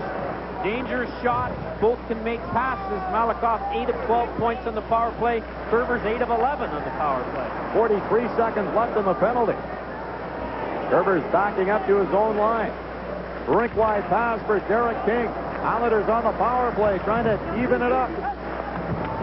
Quintel behind the net to Newman. Now to Nelson Emerson. And he skates it out for the Jets with Tkachuk. Quintel joining the rush. Emerson scores! His 4th shorthanded goal of the season, and Hextall looked bad on it. It was a 2-on-2 rush. Emerson had no idea or no intention of passing it. He shot it from 40 feet out. There's Arbor talking to his assistant coach, I'm sure, about getting Hextall out of there, and I think you're going to see Draper come in. Here's the goal. It's a 2-on-2. Keith Tkachuk does a nice job of turning it into a 1-on-1, and then Emerson shoots it between the legs of Melikoff and between the legs of Hextall, and we're going to see Hextall get the hook here for this kind of a goal. Got to stop those. Stick not on the ice. The fans roasting Hextall pretty well. And the Winnipeg Jets on a shorthanded goal go up 4-2. He doesn't look confident, doesn't look poised. And according to Al Arbor, has only played 2 or 3 good games out of the 11 he's played. Tom Draper, a former member of the Jets organization, replacing Ron Hextall at the 9:26 mark of this second period. Last year, 5-6-0 with Buffalo. Draper was 3-2-0 in Rochester, and was traded by Buffalo to the Islanders for future consideration. What a nice addition Nelson Emerson has been. His 10th goal of the season, 4th shorthanded, as Harry mentioned, from Teppo Numminen at 9:26. And for the second time in this hockey game, the Jets have a 2-goal lead. And hopefully it won't evaporate as fast as the last one did. The Islanders scored quickly to tie it up in the first. They're still on the power play. 10 seconds left in the minor to Igor Ulanov. David Bullock gains the line and hangs on. Behind the net to Ferraro. In the corner to Hove. His pass bounced off Mironov to Shannon. His pass behind Eagles. As the Jets are back at full strength, Kasparaitis back to touch it, and it's icing against the Jets. 10:01 remaining in the second period, and the Jets are back on top by 2.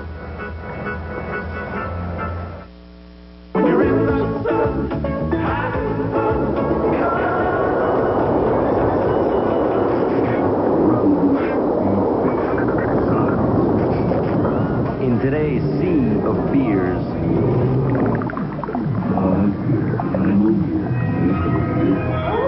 one beer breaks through.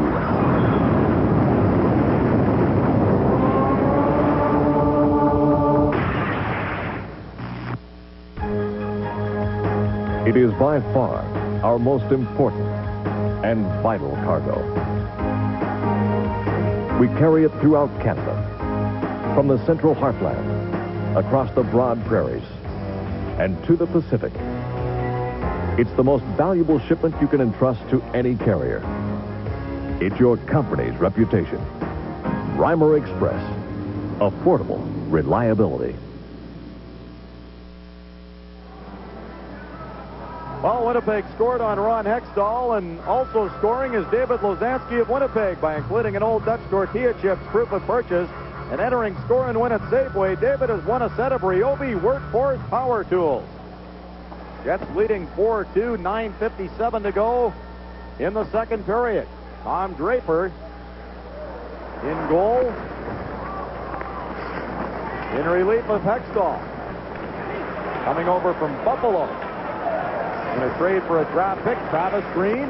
Weak shot in on Essense. He steers that aside. Marty McInnes turns out of the corner. Melikov shoots. And that was deflected wide as Kennedy dropped down to block it. Ulanov for the Jets. Playing his 9th game of the season. Steen on the left side for Solani was held up by Travis Green. Melikov behind the net. Watched by Nelson Emerson. Rolling puck in Jets territory. Emerson dumps it through center. Melikov to McInnes. Ulanov backing up, blocked the shot, but was shaken up. Here's Solani down the left side with a Jets slap shot on Draper. It's gloved by Draper. Solani was dumped by Pilon, and Emerson went after the Islanders defenseman. Well, a good hit by Pilon on Solani right after he took the shot. John Paddock must have bittersweet memories about Nassau County Coliseum on May the 24th in 1980. John, while playing with the Philadelphia Flyers in the 6th game of the Stanley Cup Finals, tipped in an Andre Dupoint point shot to make it 4-4. And the Islanders, Bobby Nystrom, scored at 7:11 of overtime to give the Islanders the first of 4 consecutive Stanley Cups. I talked to John about that, and he said, not only that, Harry, the first goal of the game was offside by 15 feet. That's what really made us mad. Face-off just outside the line to the right of Tom Draper. Kerber's to Vasky. 8:55 left in the second period. Vasky shooting it in. Kachuk stayed with Bullock. Numminen takes it off the boards to Stu Barnes. And play whistle down on the 2-line offside pass. Well, I talked to Al Arbor, as I mentioned, 60 years old, coaching in the National League, and I was telling him this morning, that is an Al, telling him this morning that things that go on you first when you get to be his and my age. First, your nerve. Now, you can relate, I know. Then your memory. Can't remember the third one. Al was a delightful guy. And, if I was a player, I think I'd like to have played for Al Arbor during my career. Although they'd say he's a little grouchy these days, that his team's not playing as well as he'd like. Mentioned the coaching in game number 1,537 tonight. How far away were you from that total? Light years, my friend. But closer than you. That you sure were. Dennis Baskey skates to center and shoots it in. Essence is stopping it behind the goal. Mironov left it for Boughton. King couldn't pick it up, and out comes Tkachuk for the Jets with Jamnov and Eisenbart. Tkachuk to Jamnov. Quick shot on the short side, and Tom Draper hugged the post and made the save. Now the next action for the Jets, the next home action coming up Saturday night when the Central Division rival Dallas Stars will be in town. If you'd like to see the Jets and Stars, call 780-SEAT. This quick shot by number 10 Zamnoff nearly fooled Draper, as I'm sure he might have been anticipating a pass. Look how far back in the net he is, and he knows it hits him, but he's not absolutely sure where it is. There's the 60-year-old mentor. He said he's afraid he looks in the mirror, he might be 80 or 90 the way his team's playing. Alexei Zhamnov already with a couple of goals tonight. Looking for his third there. Boughton backing up, gives it to Eisenbart. Lays it off the boards and in. Draper setting it up for LaChance. He's took by Tkachuk and gave it up. Eisenbart for Zhamnov, a quick shot. Didn't get good wood on it, and it went wide. Steve Thomas backhands it out. Eisenbart belted by Kasparaitis. King into the corner for LaChance. King drops it off for Thomas. Got around to Chris Kingcheck. Brought it in to the front of the net. Poked just wide by Derek King. Jamnov back to cover up. Well, look at him bob and weave.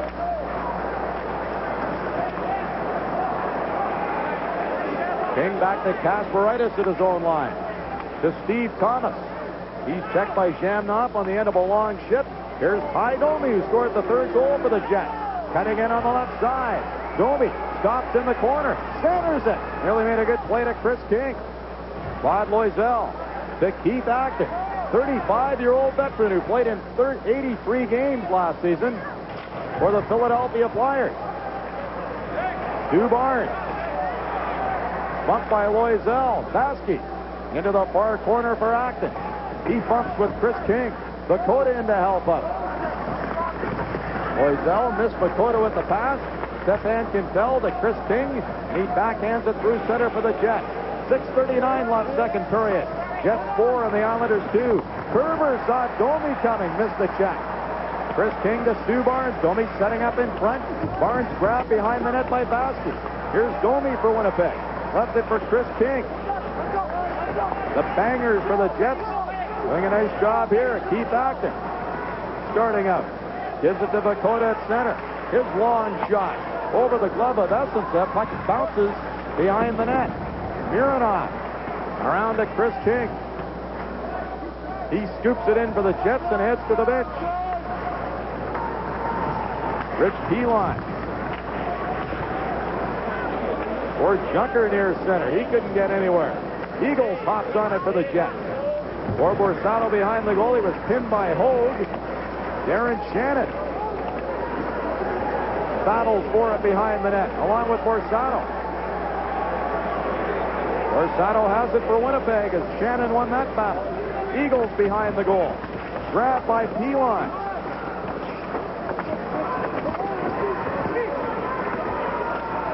Eagles trying to kick it free for Shannon. He does.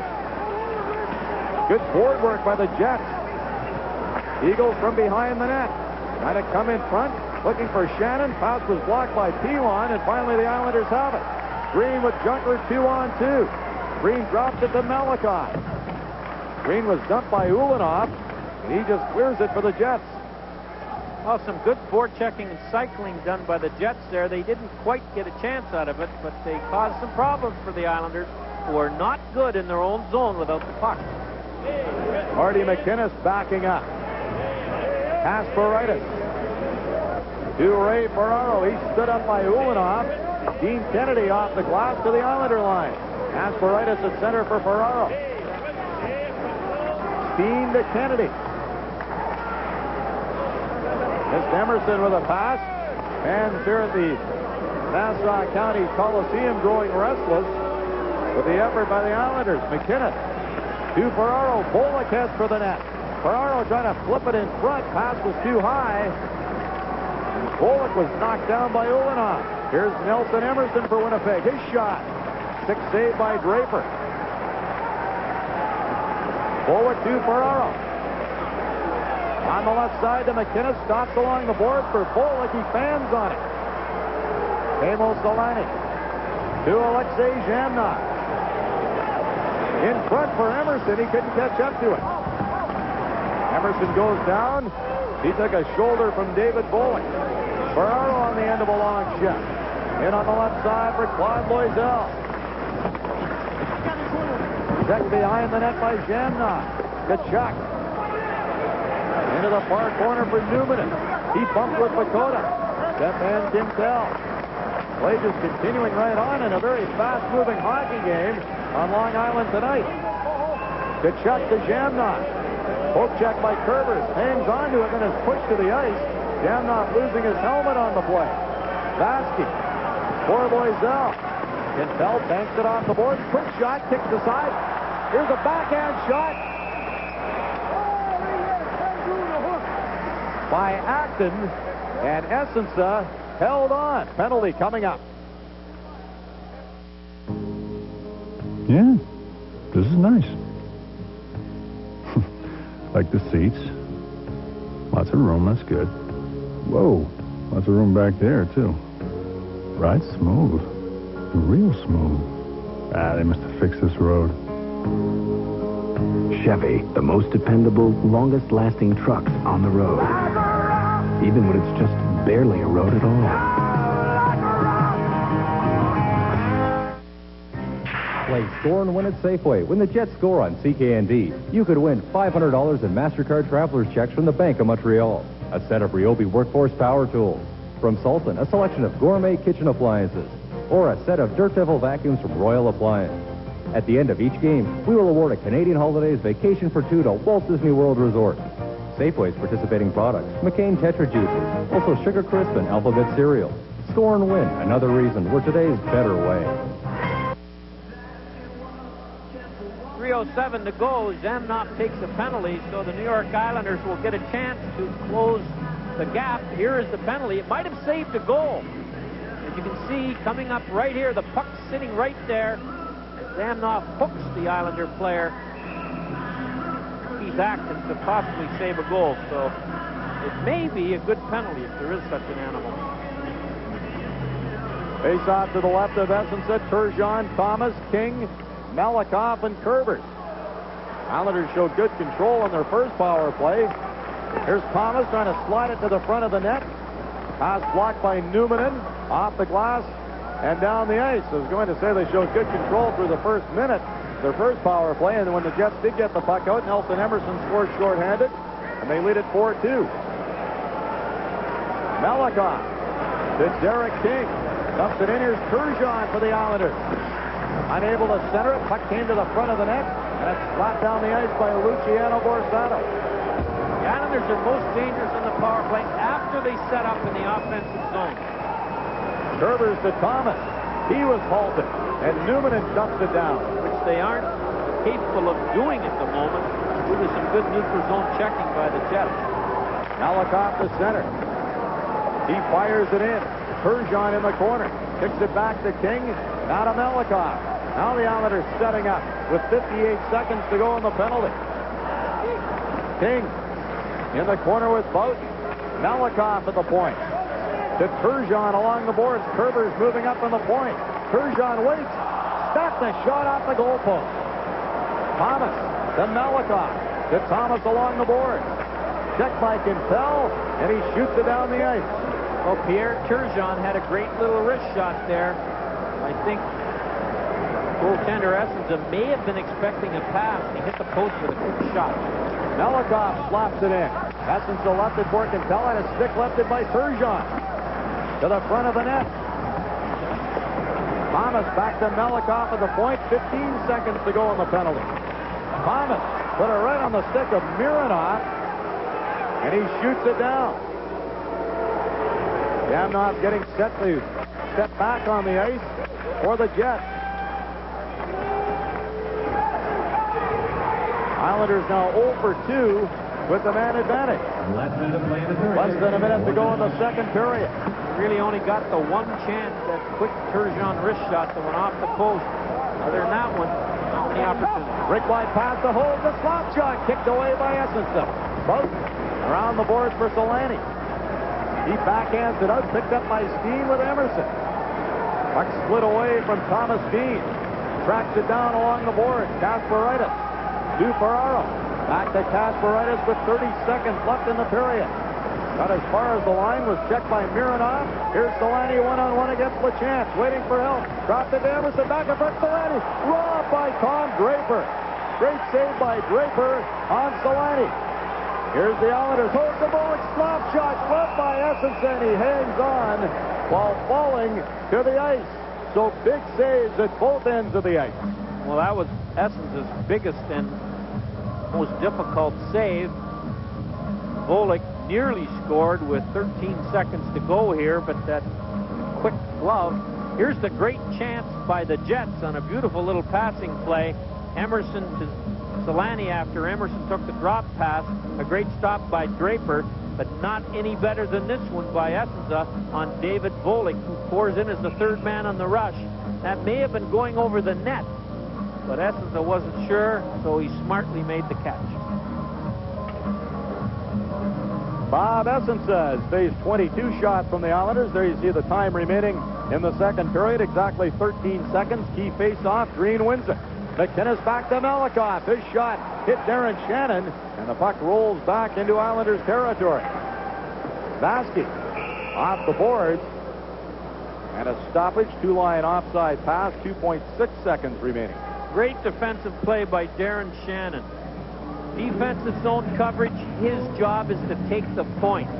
And Melikov, who's got a big-time shot, got the puck off the draw, and Shannon was right in front of them and made the shot block about 50 feet away from Essenza, where some Islander forwards were converging, anticipating the shot getting through. I've been impressed by the Jets' work ethic here in the second period as the horn sounds to end it. Well, the Jets played a safer, sounder, better defensively second period than they did the first, and they were rewarded with 2 goals, which often happens. The better you play defensively, the more effective often you are offensively. They caused Hextall to get the hook, and one of the more dangerous players, Nelson Emerson. Emerson with a short-handed goal in the second period. Up next, Joe with our studio analyst, Jordy Douglas. The score after 2 periods of play, the Jets 4 and the Islanders 2.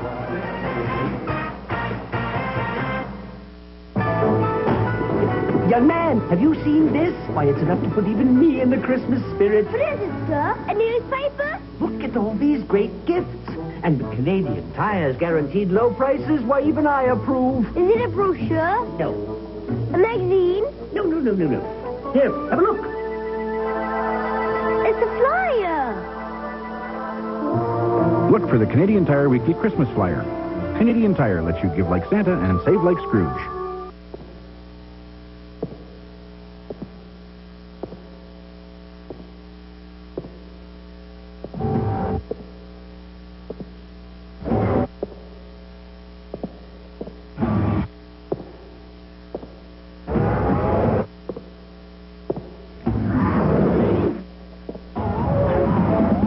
One thing's for sure, the new cats move awfully fast. See your dealer now before the fall deals are gone. 7-Eleven coffee starts with a blend of select coffee beans, freshly ground and then brewed up just for you. So come on in and have yourself a cup. There's always a fresh pot brewing at 7-Eleven. I'm losing 21-17. Mostly because of this brick wall of a linebacker. Nothing gets past this guy. Nothing. So, last quarter, seconds left. Can't go through, can't go around, gotta go over. Bomb! It was a long bomb! Ah! Touchdown! Touchdown! Touchdown! Boy, I love this game. I really love it.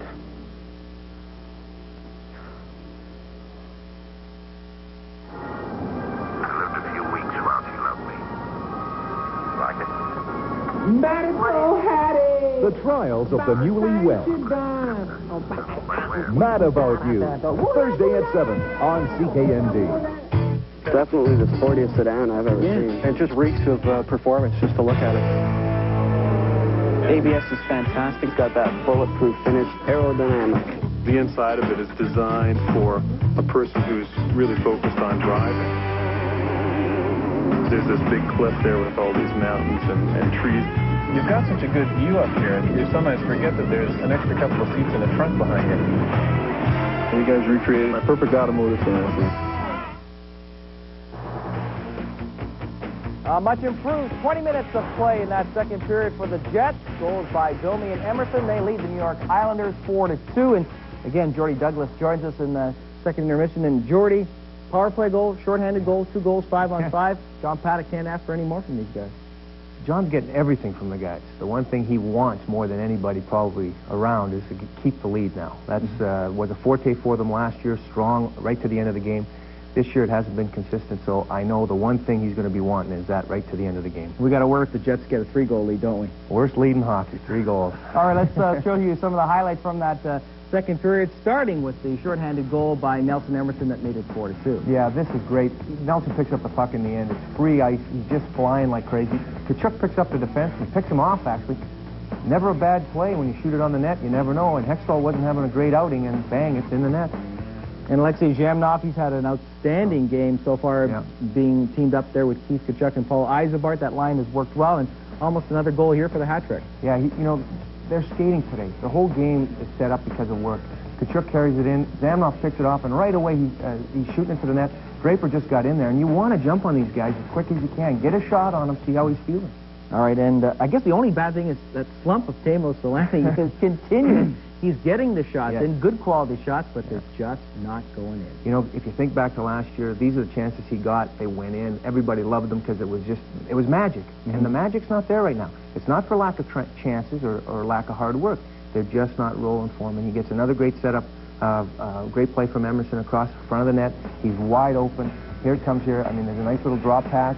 Give and go. Goes to the net. Nobody picks him up. He's perfect.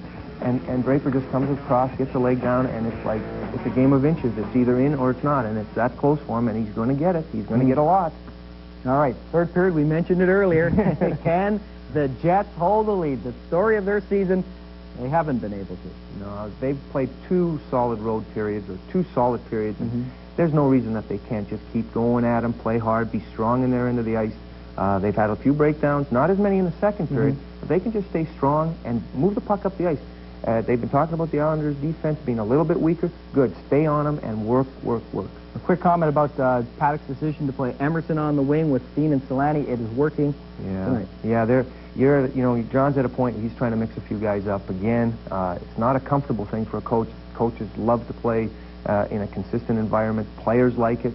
But when things aren't going well, change it a bit. It can't hurt. Can't be any worse than than the things that have happened. So let them go and see what happens, and it's paying off tonight. All right, Jory Douglas, look forward to your comments after the game. Coming up next, Molson Jets telecast continues. We'll have the MTS Out of Town scoreboard, Church Devil trivia, and the CKND News update.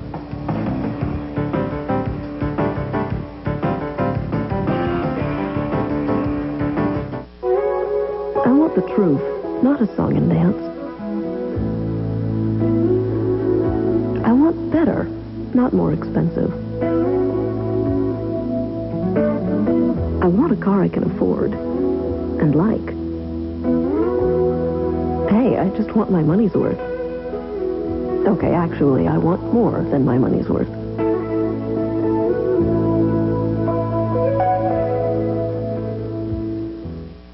When you really think about it, we've done more windows washed more laundry, babied more faces.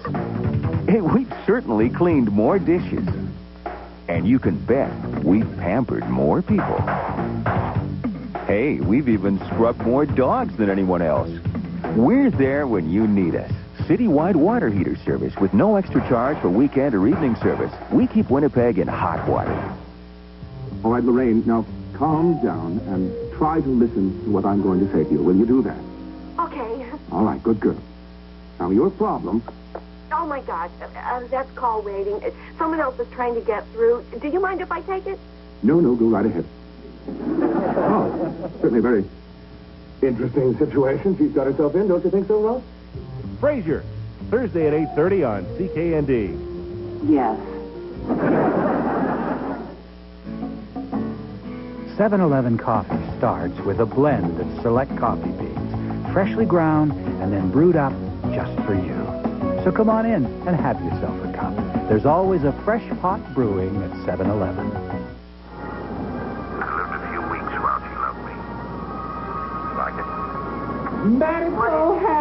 The trials of the newlywed. Mad About You. Thursday at 7 on CKND.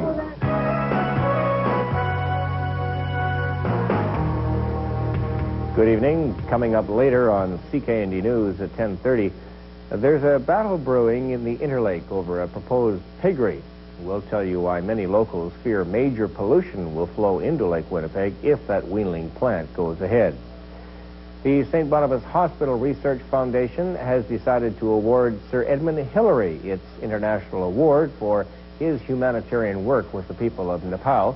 You may remember him best as the man who climbed Everest. Well, he has done much more than just that. The great debate is on tonight between anti-NAFTA crusader Ross Perot and American Vice President Al Gore. The two finally agreed to terms and location. We'll tell you how it went and maybe even who might have won on points. A University of New Brunswick professor has touched off quite a furor with his suggestion that date rape is just a natural outlet for the needs of modern young men. The university is busy now deciding whether disciplinary action should be taken against the professor, who has also now decided to charge the media $25,000 for one-hour interviews. And how to make sure you can show police a picture and thumbprint if your child ever goes missing. They will have those and other things that you should do to make it easier to help find a child. And, of course, Lisa Best is in tonight with Earthwatch. That's all at 10:30. For something different, give us a whirl. The Crystal Casino in the Hotel Fort Garry. For something exciting, come out and play. You'll find a variety of games at the Crystal Casino. For something fun, take a spin. Open 12 noon to 2 a.m. Monday to Saturday, 2 p.m. to 2 a.m. Sunday. The Crystal Casino. Now that's entertainment. Presenting the Civic Coupe from Honda. One of those rare times you'll catch one standing still. The Civic Sedan from Honda. There's space for everything, and everything has its space. Just fill her up. People that first come to Subway are a little surprised we don't have sandwiches ready, just fresh bread. That's so you can see your sandwich being made and tell me if you like onions, tomatoes, or even hot peppers. I'm not a mind reader, and there's lots to choose from. If your sandwich looks as good as it tastes, that's because Subway has a training center where experts like Mr. Pilchin teach us the art of making beautiful sandwiches. He calls himself an art teacher. I guess that makes me a sandwich artist. Try a 6-inch ham and cheese sub, just $1.79 for a limited time at Subway. Dirt Devil presents Red Hot Trivia, brought to you by the Red Hot family of Dirt Devil vacuums by Royal. Do you know who holds the NHL record for the most consecutive 50 or more goal seasons? We'll have the answer right after this. Sam here is giving me enough good reasons to use my Dirt Devil handbag, but now he's giving me 5 more. When they turn the house upside down, I turn on my Dirt Devil. This powerful revolving brush tears into dirt chews up crumbs and picks up pet hair. It has an extra long cord, and it's lightweight. So, I'd say my Dirt Devil is the pick of the litter. Right, Sam? Right. Get a Dirt Devil and put the power of an upright in the palm of your hand. Who holds the NHL record for the most consecutive 50 or more goal seasons? Need a hint? In his 10-year career with the New York Islanders, he scored 573 goals. On January 24th, 1981, he became the first player since Maurice Richard to score 50 goals in 50 games. I sort of tried to make a commitment to myself to go out there and get at least 50 goals since I started playing in the league, since I first got 50 goals my first year. Perhaps Mike Bossy's greatest accomplishment was his string of 50 or more goal seasons. From 1977-78 to 1985-86, Mike Bossy scored at least 50 goals for 9 consecutive seasons, an NHL record. Another Red Hot trivia brought to you by the Red Hot family of Dirt Devil vacuums by Royal. Promotional consideration provided by Optex Binoculars. Superior quality, deluxe features, excellent value, all backed by an industry-leading no-fault warranty. See your retailer today.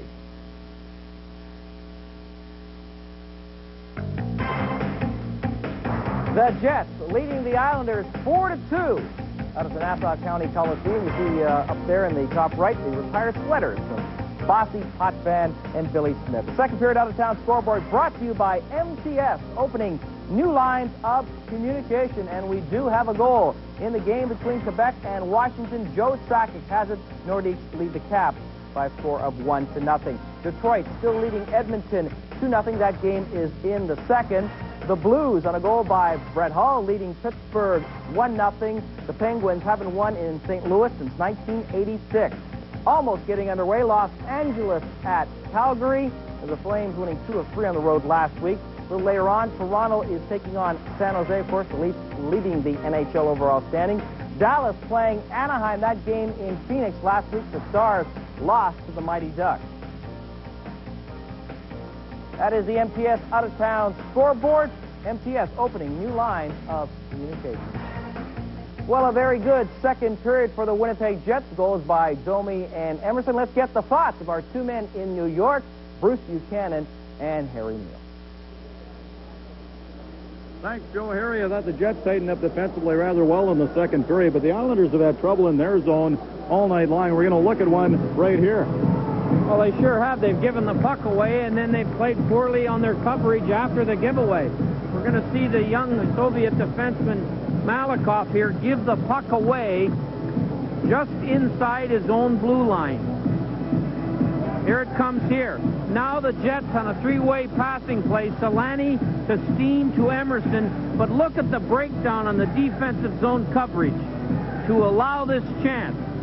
People trying to do other people's jobs, and it ended up with a pretty good opportunity by Emerson. We're going to take a look at the go-ahead goal. Ty Domi told us before the game he was going to score tonight, and he did just that in the second period. Again, taking advantage of a giveaway, in this case after the shoot-in right here by Barnes. You're going to see number 37, Dennis Vasky, throw the puck around the boards to no teammate.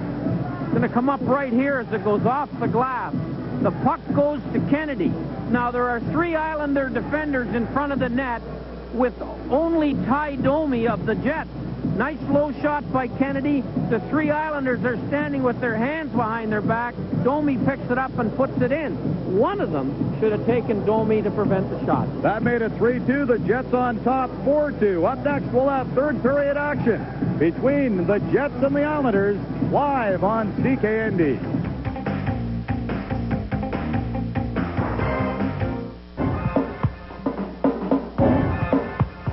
We always knew we'd go into business for ourselves. We're competitive guys. We hate to lose. And whenever we'd have chocolates and stuff in school or whatever, I'd give him mine and he'd go out and sell them all. Mom and Dad started at the bottom, in the family basement. 4 university kids with a single idea. Ash saw a license plate on a car with a flag on it. Monde means the world in French. Et is a suffix for small in Latin. So when you put them together, you get small world. And MTS has been there from the beginning, helping Mondetta grow into an international business success. We fax everywhere. Flags bring people together. Hong Kong, Japan. We've been approached by others, but there's more to it than just price. We use a ton of long distance. MTS is always competitive. Besides the phone bill's increase, the cost at the bottom hasn't. MTS, opening new lines of communication. We'll do a little flag waving for Manitoba business anytime.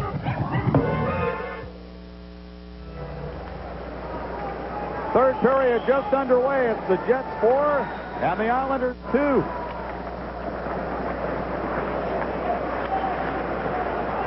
Melikov to his own line. Pass through center for Green. And that play called on the two-line offside with just 14 seconds gone in the third. Well, the ability to defend the lead is a trait not all teams have, and you have to be very careful that you don't get on too much on the defensive side of the line. The Jets have to be patient. John Paddock and his crew know the Islanders are going to be pinching. They're going to be moving the defenseman into the rush, and if they can just keep getting the puck into the neutral zone, they may get a nice 2-on-1, and if they ever get the next goal, I think school's out for the New York Islanders. Islanders have not won a game this season when trailing. After two periods, they're 0-6. Green faking the shot as he was checked by Mironov. Green to the boards after it. Tried to pass across. Intercepted by Solani of the Jets. He just flips it into the corner. Melikov and Emerson after it. Green around the board. Mironov was pitching for the Jets. Marty McInnes in the corner with Solani. Junker. His pass off Solani's stick to center, and Bowden whacks it right back in off the glass. Draper setting it up for Pilon. Draper replacing Ron Hextall after he allowed Emerson shorthanded goal in the second.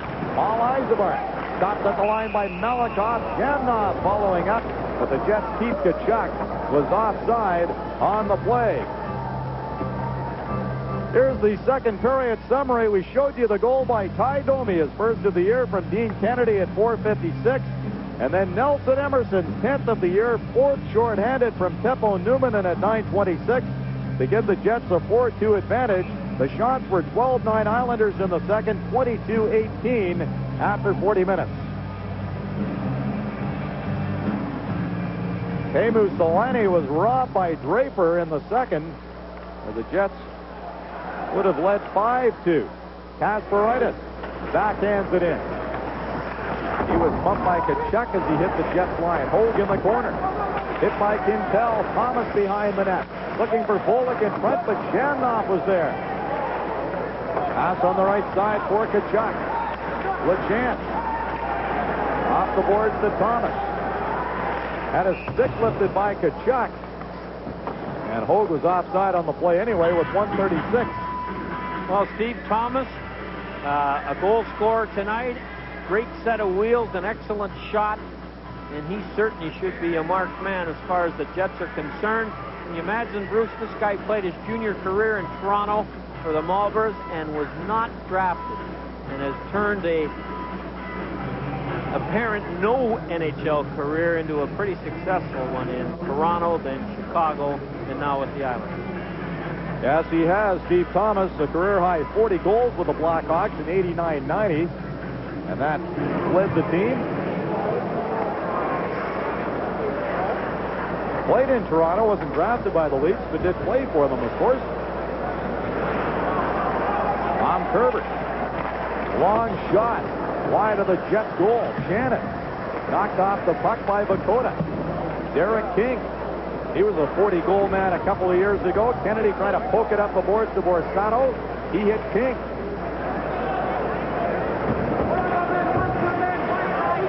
Kerber. Couldn't lift it out for Sato in front for Shannon. The pass was too hard. Shannon into the corner. Dennis Baskey for the Islanders. To Derek King. Bakota. He rips it in. King in the corner. Hit by Quintel. Stu Barnes. Looking for a man on the right side. No Jet there, so they are called for icing. From Nassau County Coliseum, your Molson Dry telecast.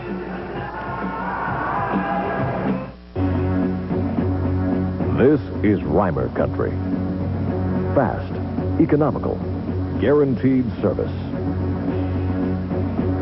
Shrinking time and costs to deliver goods across the West, throughout Canada and the United States, right to your door. Reimer Express. Reliable economy. On time or free.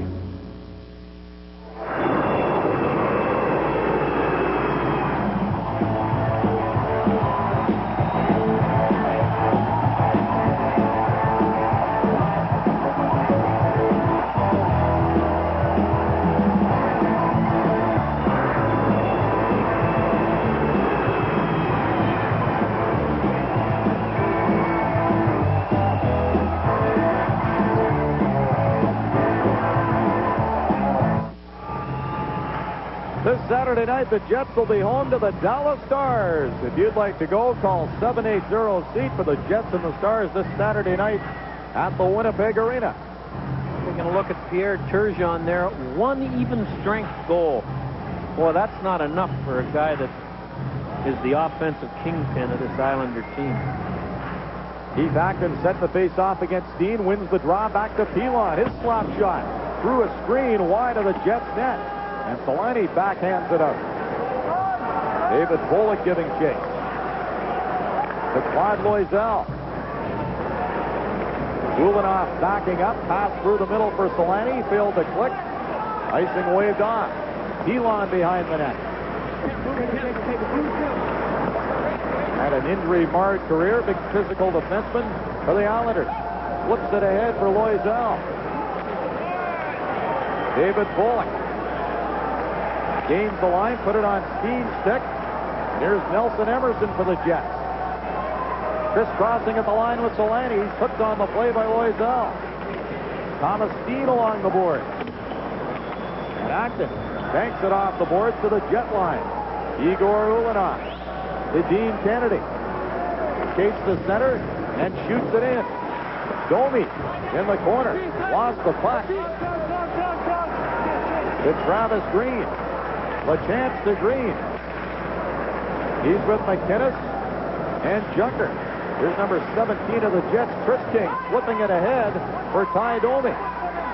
Chasing after Darius Kasparaitis, throws into the ice behind the net. Domi comes up with a puck, shoots. Draper down to make the save. Travis Green. Over to Kasparaitis. Saw Domi coming, lost the puck. LaChance. Hit by Barnes, who may have got the worst of that collision. Stu gets back up behind the net and is flattened by LaChance. Barnes down again. Trying to play the puck from his knees, he did to Domi. Now Chris King. Jets have done some good corner work through the second period and now here in the third. McInnes knocked it back to LaChance. Ahead to Junker. He got the center and dumped it in for the Islanders. They'll make a change. 4.5 minutes gone, third period, 4-2 Jets. Mironov, pass through the middle for Zhamnov off his stick. Tom Kerber. Watched by Keith Tkachuk. Benoit Hogue is cut off by Zhamnov. Quintel dumps it in. Kerber, pass it center to Hogue on the right side to Steve Thomas. Lets the shot go. Puck came right in front, but Zhamnov was there for the Jets. To Keith Tkachuk. Eisenbart lost an edge, went crashing near the Jets bench. Zhamnov along the boards with Bullock. Comes in front of his own net. Backhands it on the left side for Hogue. He's after Stefan Quintel. Into the corner, Steve Thomas for the Islanders. Bumped by Quintel. Hogue for New York. Spun around by Newman. Hogue comes up with a puck. For Malikoff at the line. To the front of the net, Newman into Tkachuk. Now to Eisenbart, Zhamnov also there. Three of them grouped together as they hit the line. Here's Eisenbart. To Zhamnov. Scores! And a hat trick for Alexei Zhamnov. Boy, oh boy, can this guy do something with the puck. The Islanders got caught, like you thought they might, gambling and gave up the 3-on-2. And the Winnipeg Jets 3 turn it in to a great three-way passing. Here's the turnover right here, Malikoff. Then he gets trapped. And it's a 3-on-2 there as the Islander forwards going to the bench instead of coming back. And by the time it's all over, from a bad angle, Jamnoff fires it past the sprawling Draper to make it 5-2. And this is what the Winnipeg Jets can do. Give them a little free ice with a little time with their talent. They'll do that to you. And a hat trick for young Jamnoff. That guy there doesn't need much free ice at all, as he showed you tonight. Goal number 8 on the season for Alexei Jamnoff. He gets a pat from Jim Ramsey on the bench. And the Jets lead it 5-2. Paul Eisenbart, and number 7, Keith Kachuk.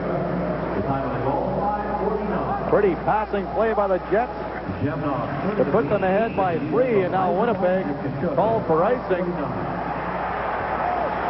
Pile up in the corner. We'll be right back. When others are blowing hot and cold about how beer is made, there is a beer which quietly and consistently delivers on its promise. Nobody delivers great beer taste and no aftertaste like Molson Special Dry. No beer. It just could be the best beer ever brewed, anytime, anywhere. I'm losing 21-17. Mostly because of this brick wall of a linebacker. Nothing gets past this guy. Nothing. So, last quarter, seconds left. Can't go through, can't go around, gotta go over. Bomb! It was a long bomb! Ah! Touchdown! Touchdown! Touchdown! Boy, I love this game. I really love it.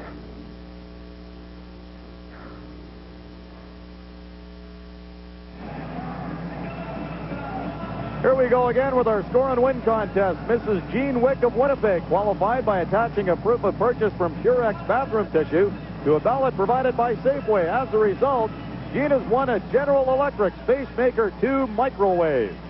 This is one of the worst stats I've ever come across. The Islanders last year and this year combined 0-31-2 when they are trailing after 2 periods. I think they would have kicked one in one way down the road to get a win after they're down by a goal. Many of the times just down by a goal, I'm sure.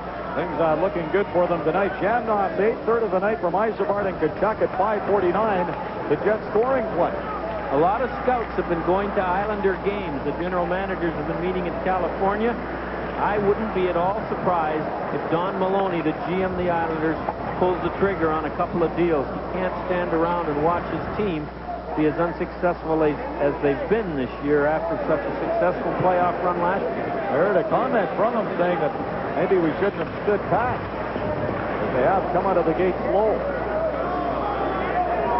And as you say, maybe he won't stand pat too much longer. Kasparaitis forced back by Borsano. Jets have the extra goal cushion now. They'll try and clamp down on the Islanders defensively. Dean Kennedy moves the puck up the boards. McInnes to Kasparaitis at the point. Shot to the front of the net. Steered aside by Essenson. Junker behind the net for Travis Green. Ulanoff for the Jets. Kicks it ahead for Thomas Dean. And the veteran pokes it to center. Thomas Dean was assigned to check Mike Modano in that Dallas game and did a fine job for the Jets. McInnes from the corner. Trying to come to the front of the net. And Steen was there defensively again, lost his stick. Didn't allow McInnes to come to the front of the net. Junker from the corner. To McInnes. Tried to shovel it across to LaChance. Nelson Emerson. To Teemu Selanne. Kasparaitis back. Selanne shoots. LaChance. At center to Junker. 11:55 left in the third. A weak shot goes to the corner. Stu Barnes moved it out quickly for the Jets. Bullock to Steve Thomas. Barnes to Selanne. He's hauled down by Vasky. Malikoff to Bullock. Here's Dean Kennedy. Pass was too far ahead for Stu Barnes. Malikoff behind the net for the Islanders. Watched by Barnes. Vasky. Pass too high for Bullock.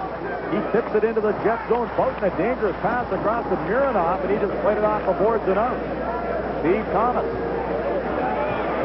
Pinned on the boards by Mironov, and Ty Domi scoops it into Islander territory, and the time just keeps on ticking here at the Coliseum. Vasky to Benoit Hose. Went to the back end, and it's cleared by Jamnov. Not only has Jamnov had a strong game offensively, but he's done the job defensively as well. Jamnov with a hat trick. Jets on top by 3.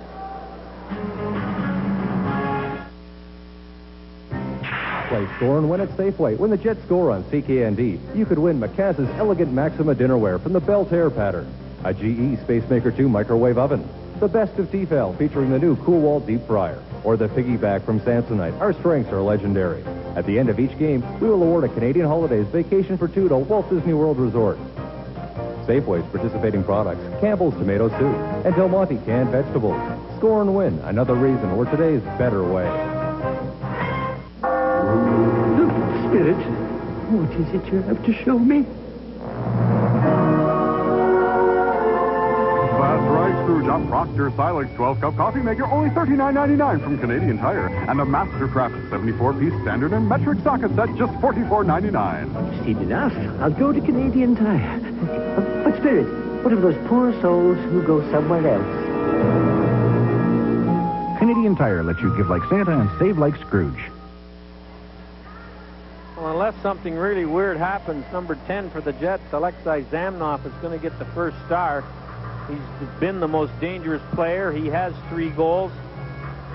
And he shows tonight what a lot of people were saying he could do, and he felt like it. He's the best player. 10:42 to go, third period, 5-2 Jets. Scott LeChance dumps it in off the corner boards and fell back for it. LeChance didn't wait long enough before dumping it in. It goes as icing against the New York Islanders. Now, the Winnipeg road record this year coming in at tonight's game is 3-4-1. Last year, 17-21-4. And only once in the 14-year history of the Jets have they had a winning road record. 84-85, they went 22-14-4 in that 96-point season that was such an enjoyable one for Jet fans. Kachuk flips it into the corner for Eisebart. Has a couple of assists on the night. He got back in the lineup after being scratched in Dallas. Kachuk from behind the goal, trying to jam it in front. Couldn't do so. Was hauled down on the side of the net. Eisebart runs Derek King out of the play. Numanus. His shot didn't get through. Here's Shamnoff again for the Jets, looking for more. Side of the net. Kachuk's backhand. Draper down. Rebound. Backhand shot by Eisebart was stopped by Draper. Boy, has this line been ever so dangerous tonight. Turgeon for the Islanders. Sent by Numanus. Derek King into the corner for Turgeon, past the midway mark of period 3. Eisebart for Winnipeg. To Jamnov. 3 Islanders back. Jamnov handle the puck. Left it for Mironov.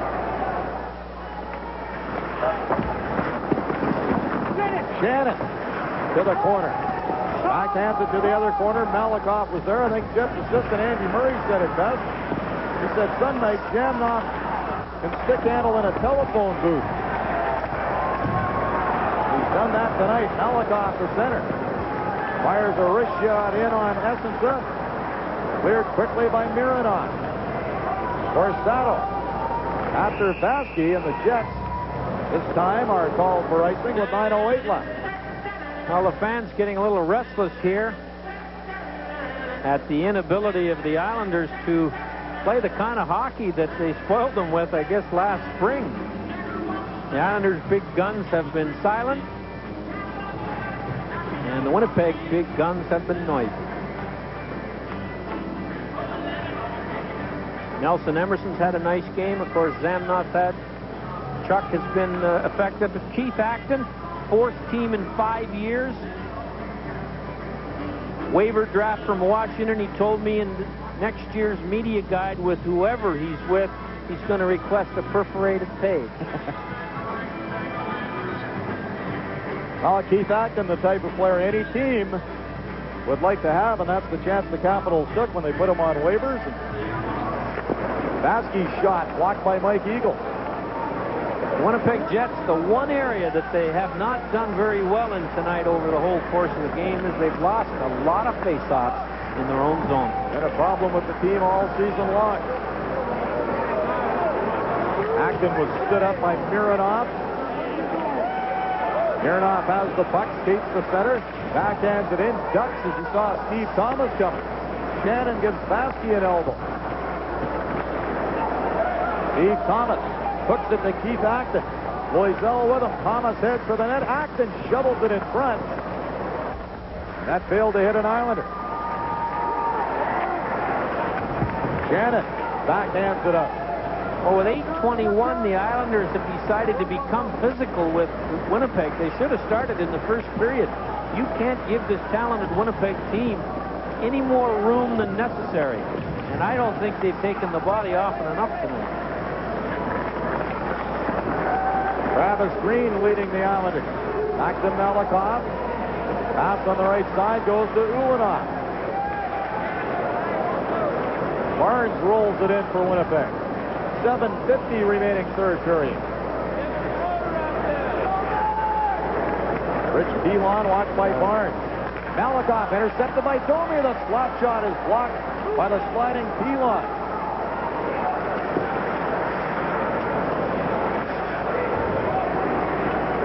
McInnes to center. Cut off by King. He rolls it in, and the Islanders make a change. 7:25 left. Kennedy to Ty Domi. Shoots it to the Islander line. Kasparaitis pass was behind Turgeon. Teemu Selanne moving in. Drop pass to Steen. And the puck split away from him. Turgeon comes back with Makota and King 3-on-2. Drop pass. King's quick wrist shot. Flipped by Essence, who sprawls to hang on to it. Makota went crashing to the goal, and Ty Domi goes in to have words with Makota. Well, the big line for the Islanders, Thomas, King, and Pierre Turgeon have been very silent tonight. Turgeon led the Islanders in 7 offensive categories last year. Goals, assists, points, power play goals, game-winning goals, shots on goals, to give you a few of them. He was 5th in the Hart Trophy voting for the most valuable player. He won the Lady Byng Trophy to become the 2nd Islander to win it. Mike Bossy won it in 83, 84, and 86. But as I mentioned earlier, a very slow start this year. 1 even strength goal, and here we've nearly finished the 15th game. Nelson Emerson down the right side for the Jets. He backhands it in. And headed in after it. Selanne pinned on the boards by Turgeon. Steen to Emerson. His shot. Hit LeChance, went to the corner. Selanne sidesteps the check. Now lets the shot go, and that's steered aside by Draper. Derek King tried to pass it through the middle. Numanen was there, and the puck is back in the Islander zone. Kasparaitis slowly out of his own zone. His pass nowhere near Mick Makota. Selanne back the other way for the Jets. Goes wide on LeChance. Stops. He's waiting for help. There's Eisenberg's shot. And he whipped it wide on the short side. 6:10 remaining third period. Bowling shoots it in off the corner boards. Thomas for the Islanders. Has some room in the corner. Vasky heads for the net. And the play was broken up by Quintel. Shot by Hogue is kicked aside by Essensen. They battle for it at the side of the net. Van Nock to Eisenberg and out for Winnipeg. Shots 26-24 in favor of the Islanders. But the Jets have a 5-2 lead. Mironov looking for Eisenberg. Bowling touches the puck, and the Jets are called for icing. You're watching the Jets live on CKND.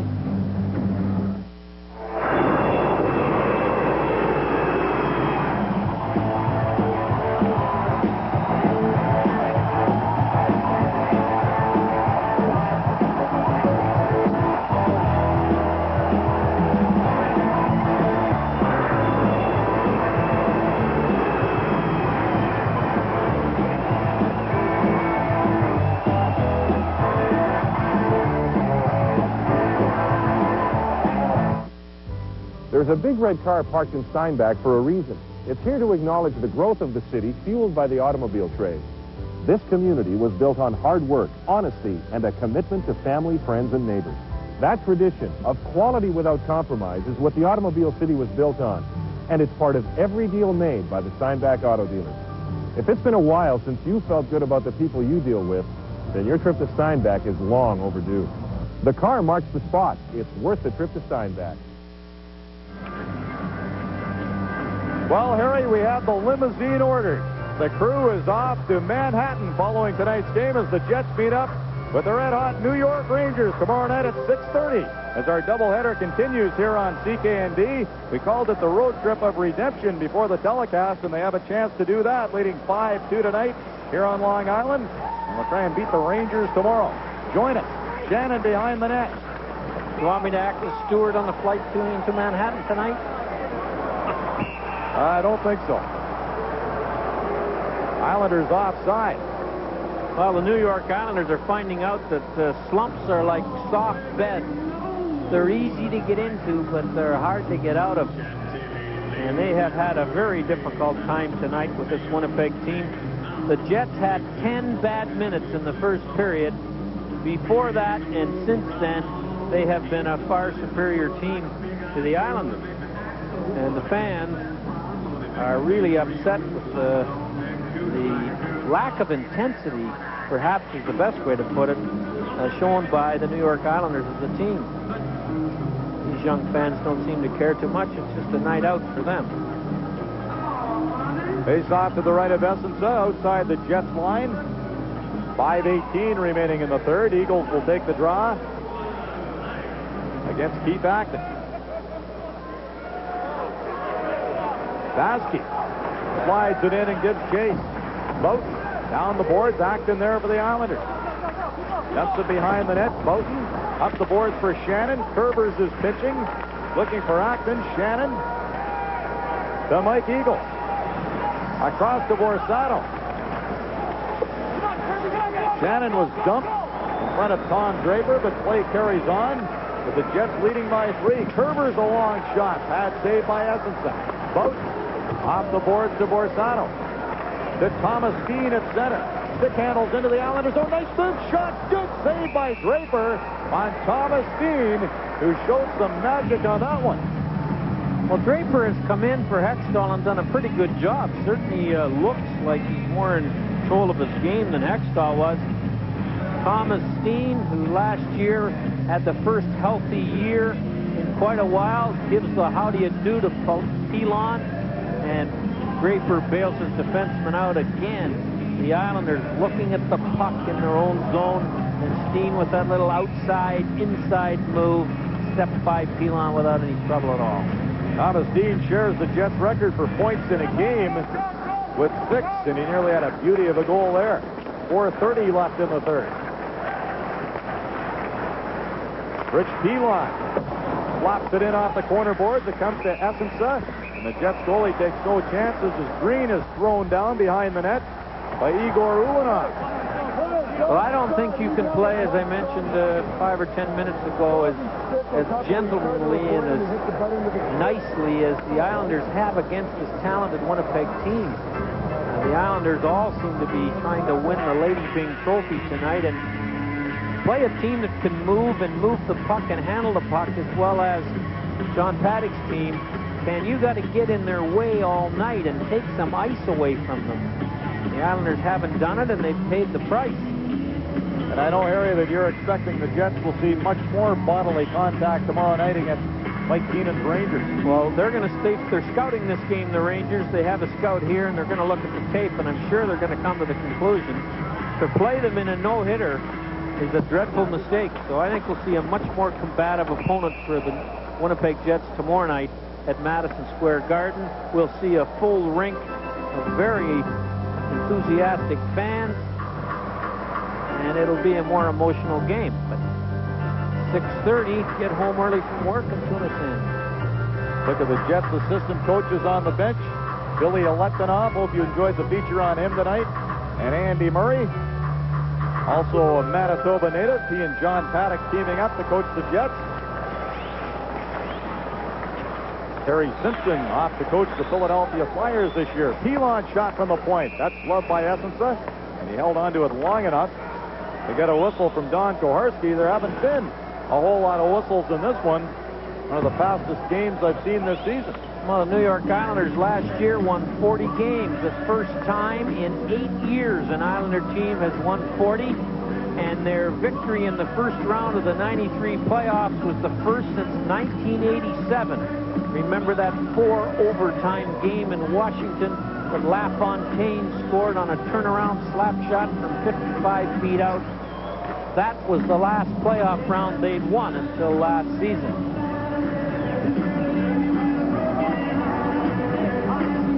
Face off to the right of Essensa. Thomas Steen matched up against Turgeon. Stefan Quintel off the glass to Teemu Selanne. At center to Steen on the right side to Nelson Emerson. Slop shot. He blasted it over top of the goal. Puck came all the way back inside the Jet zone.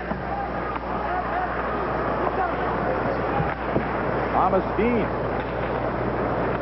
whacks it out. LaChance bothered Emerson enough that Kasparaitis was able to go back and touch it, and they'll face off again deep in Jets territory. Well, I mentioned in the opening that both coaches were saying we have to control the other team's big line if we want to win. The Jets' big line has not been controlled, but the Turgeon King Thomas line that scored 295 points last season and have 44 already this season have been held in check very nicely by the Winnipeg Jets. And the risk you run when all your eggs are in the basket of one line is that if they have a bad night or are checked well, who else is going to come to the front? The answer tonight for the New York Islanders is no one.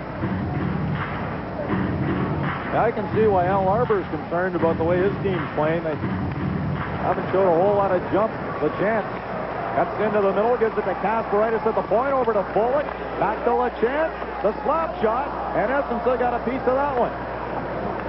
Islanders worked the puck well on that play to set up a good shot. Once again, the Jets iced the puck. We're down to 3:22 left. John Paddock will want to see his team continue to play strong defensively over the last 3:22 because he doesn't want to be reminded about that game they blew to Ottawa. Well, the one thing the Jets have done, at least since the middle of the game, and most specifically in the third period, is they haven't taken many chances. They've settled in, and they've forced the Islanders to run into 4 Jets on most rushes through the neutral zone. They've dumped it quickly out of their own zone, not trying to make the cute play or the up-the-middle breakout. Just get it out and force the Islanders out of the zone, and it's worked quite effectively. Keith Tkachuk moves it out of the zone and dumps it in to Islanders territory. Kasparaitis behind the net, leading the New York attack. Shoots it in from outside the line. Ulanoff around the boards to Yzerberg. He tips it to Zhamnov, already with a hat trick tonight. Lifts the shot in on Draper. Islander goalie gloved it as Zhamnov was pushed in to Draper, and Keith Tkachuk skates in to play peacemaker. Well, on that last Islander rush, 4 Jets in the neutral zone, forced the shoot in. Kasparaitis shot it in. The Winnipeg Jets with one quick pass got out of the zone, and here they are down in the Islander end. Where this aggressiveness that appears to be emerging now from the Islanders has been, I don't know. But unless they get a little tougher and a little more intense and work a little harder, this is going to be an awful long season for the New York Islanders, who won their division in last year's playoffs. Well, Benoit Hogue ruffled a few feathers after that whistle at Dean Kennedy. Keith Tkachuk talking to him. He's ruffled a few feathers in the coaching staff the way he's played this year, too. Although I will say, a couple of times tonight, you noticed Benoit Hogue, and he has got 1 goal, but nothing like you noticed him last spring. You know, it's tough to live up to the expectations that the Islander management, the Islander fans, and I'm sure the Islander media have after that great playoff run. But the playoffs are another animal. It's an amateur tournament. You pay everybody the same. You only get paid if you win. Role players tackle their role with a lot more enthusiasm than they do over 84 games. So you have to be very careful when you judge your team after a fairly mediocre year, but a great playoff. Which is the real team? The Islanders haven't looked at all like that playoff team tonight, and not very often this season. 2:34 remaining in the third period. Jets 5 and the Islanders 2. Vaski setting up behind the net.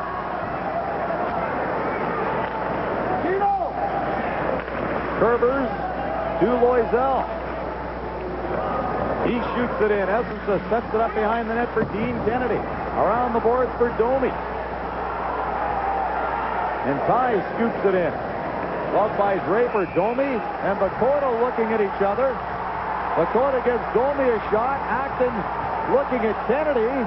Domi, it'd be wise to turn this down. What do you want to fight with 2 minutes and 5 seconds to go for? Not that they're going to lose the game, but it's a waste of energy. Ty's going to need all his energy tomorrow night when he goes to Madison Square Garden. And if I were Ty, not that he has to appear that he's backing away. Sometimes a step backwards is a step forward. Well, when it comes to fighting, I don't think Ty looks at the clock.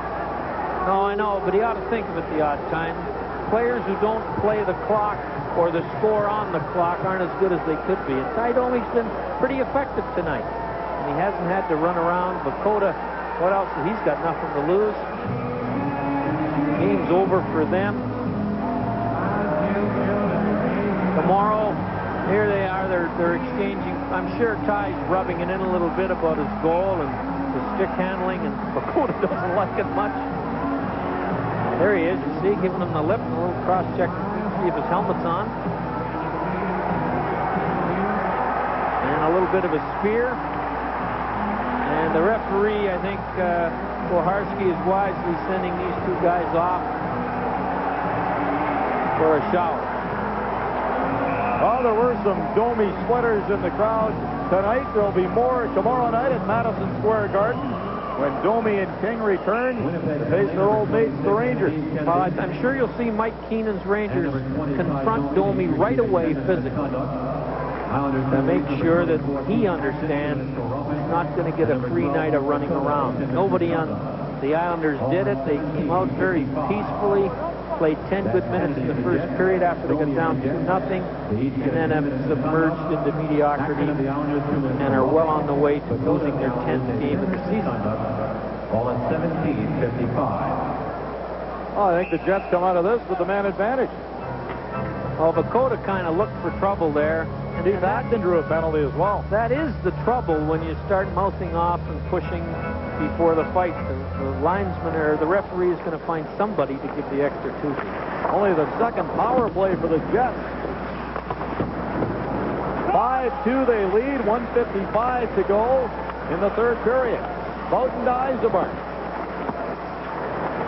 Eagles with some power play time. Here's Eisenberg to Teemu Selanne. Mironov in from the point. Selanne to Sergei Bowden. Eisenberg to Bowden, back to Eisenberg. The slap shot. That hit Eagles in front of the net. Benoit Hogue turns and fires it down the ice. The extra penalty went to Keith Acton. 1:18 left in that. 1:22 in the third. The Jets are on their way to victory tonight. Kasparaitis. Stick handles into the Jet zone. Try to work his way down the boards. Think he caught a stick in there. And a penalty upcoming to the Jets. It's going to be Boughton or Eagles. They both converged on Kasparaitis at the same time. And no, I'm wrong. It's Boris Mironov who takes it. And Kasparaitis, who, well, I think typifies the Islanders' malaise. He has not been that test or that burr under the saddle of anybody tonight. Here's Eagles. Mironov going at him, and there's the stick. Came up and hit Kasparaitis on the helmet. He lay there long enough to get the penalty. I don't think he was hurt at all. 1:08 to go. Unless Bill Mosienko can show himself on the Islander bench to get 3 goals in 2 seconds, in 22 seconds, this game is all but over. Bill, a Winnipeg native.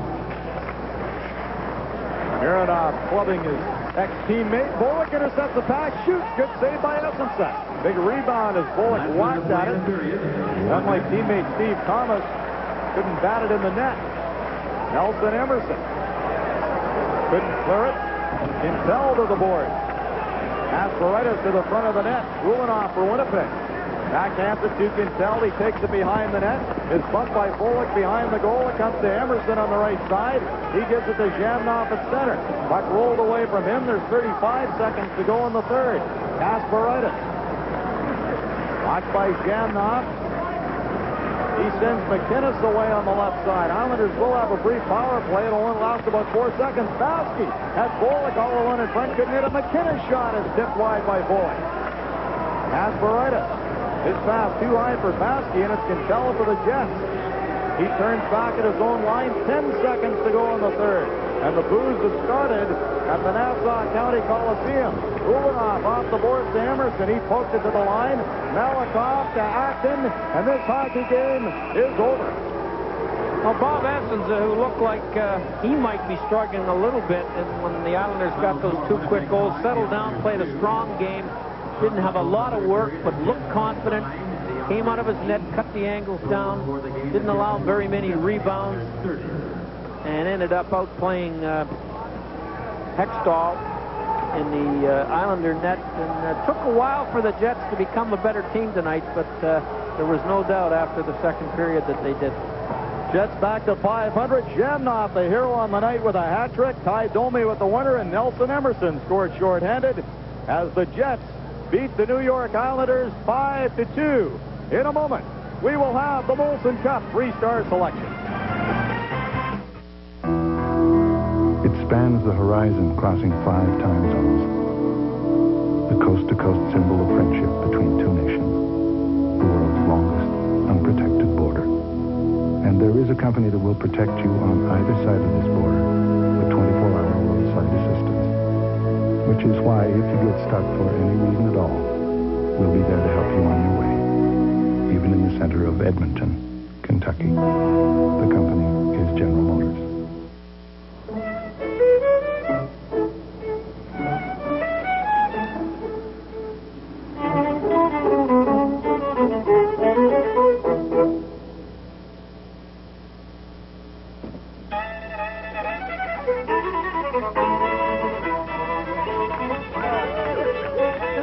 The great taste of McDonald's. And it's yours for a song. That's real value. That's McDonald's.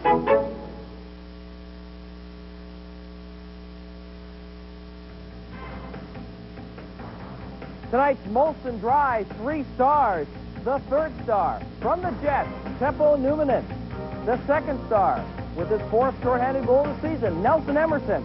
And the number 1 star, was there any doubt, Alexei Zhamnov, the hat trick, as the Jets beat the Islanders by a score of 5-2. Let's update the standings, and Teppo Numminen leading the Molson Dry standings with 20 points. Thomas Dean, Bob Essenza with 15 each.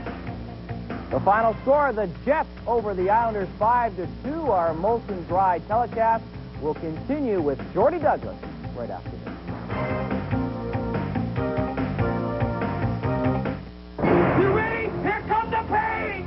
Honor trapped him in a world of violence. Do what you gotta do to survive. Now he has a reason to find a way out. The dream don't come no closer by itself. We gotta run after it now. I had a dream, but now I'm awake. I gotta do this one thing, and then I'm out. Academy Award winner Al Pacino, Sean Penn, Penelope Ann Miller. Said you would break my heart, Charlie. Carlito's Way. Starts Friday, November 12th at theaters everywhere.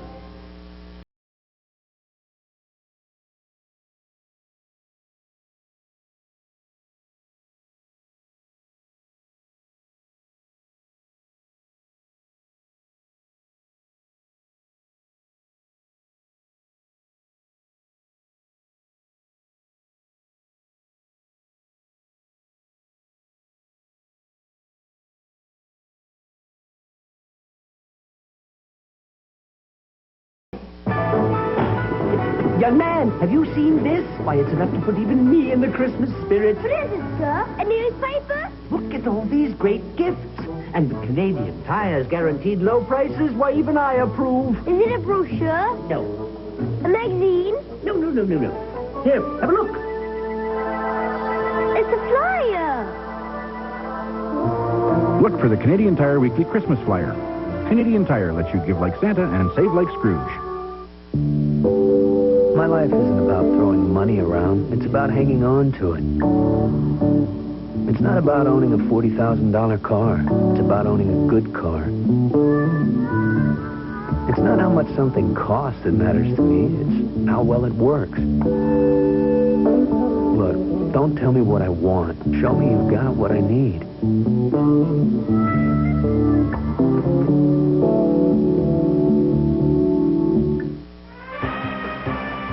It was a 2-2 game after 1 period of play, and in the second period, here's the game-winning goal. Dean Kennedy with the shot from the point, the save by Hextall, and then Ty Domi roots it. First goal of the season, it was the game winner as the Jets beat the Islanders by a score of 5-2, and Jordy Douglas, a great way to go into this New York doubleheader, winning the first one, and you got the Rangers tomorrow night. Yeah, you know, the nice thing is they did what they had to do tonight. They're going to have all of about 5 minutes to celebrate, and their focus now is tomorrow, and it's going to be as big a game, obviously, but it's going to be, I think, a far tougher game, and the flow, they've just got to keep going. They've just got to keep this built and just build on it and go after them tomorrow. But only 5 minutes? Jordy. Well, you know, John's a tough coach, but is he that tough? You know, after what they've been through, I'm sure he's in there telling them, look, guys, that's an excellent effort, but, you know, we're not done yet. We want to get into the Rangers, and we want to play the same type of game, shut them down, and take the opportunities when we get them. You know, we looked at the shots on net, and I think they had far more opportunities than they were given credit for. And I think that's exactly what they have to do again tomorrow. All right, let's look at that game tomorrow. You've got the Rangers unbeaten in 7 on a roll. Steve Larmer's 3 goals in 3 games since the trade, so he's really going well. And Mike Keenan's got that team sharply tuned right now. Yeah, they're playing a good game of hockey. And the concern you have, I think, is when you go into a situation where a team's on a roll like that, is I don't know if you really spend a lot of time worrying about their roster. I mean, they're set and they're comfortable. You know, John finally's got some guys playing really well now, and I think he really wants those guys to continue. They've got room to improve. Great difference from, as an example, the Ottawa game. Much different team for the Jets, the way they played. But I think they have to say, look, the Rangers are going to be good. We've got to be better, and we've got to just keep going. We need to worry about ourselves right now.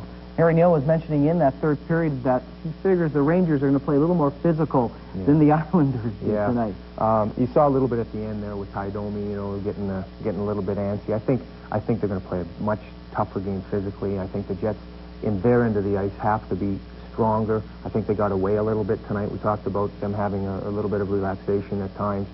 Tomorrow, they're not going to have that opportunity. They're going to have to be strong right through their checks, right down in their end of the ice, and then turn it back up the ice. I really like their up speed today. They really, as the game kept going, they kept bumping that puck up real quick, and they created a lot of opportunity. Tomorrow, they've got to continue and like just take it another step.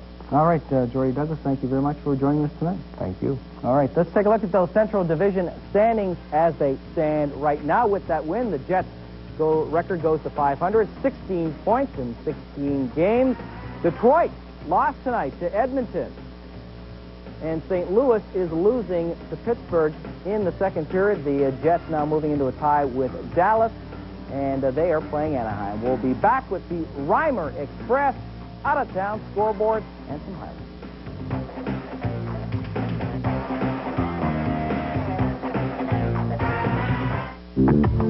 To some, it was a contradiction. The notion of converting the smallest amount of liquid resources into pure power. Some dabbled with it, approached it, surrounded it. But Honda made it happen. VTEC, high efficiency power. Deep air from Honda. In today's business world, it's hard to keep up, even if you have all the right tools. To stay on top of complex financial and accounting issues, you need someone with a specialized education and a commitment to ongoing training. A certified general accountant will give your company the management tools and insights you'll need in the 90s and will help keep your business humming. Certified general accountants, wherever sound financial decisions are made. Tension mounts as game time approaches. In the booth high above, final preparations are made. CKND and Play It Again Sports want you to join the crew for Molson Jets hockey on CKND. To enter, simply drop into any of 3 Winnipeg locations of Play It Again Sports, where equipment is used but not used up. The winner and a friend will tour the mobile, meet the crew, and watch the Jets and Vancouver Canucks from the broadcast booth. Behind the scenes of Molson Jets hockey on CKND.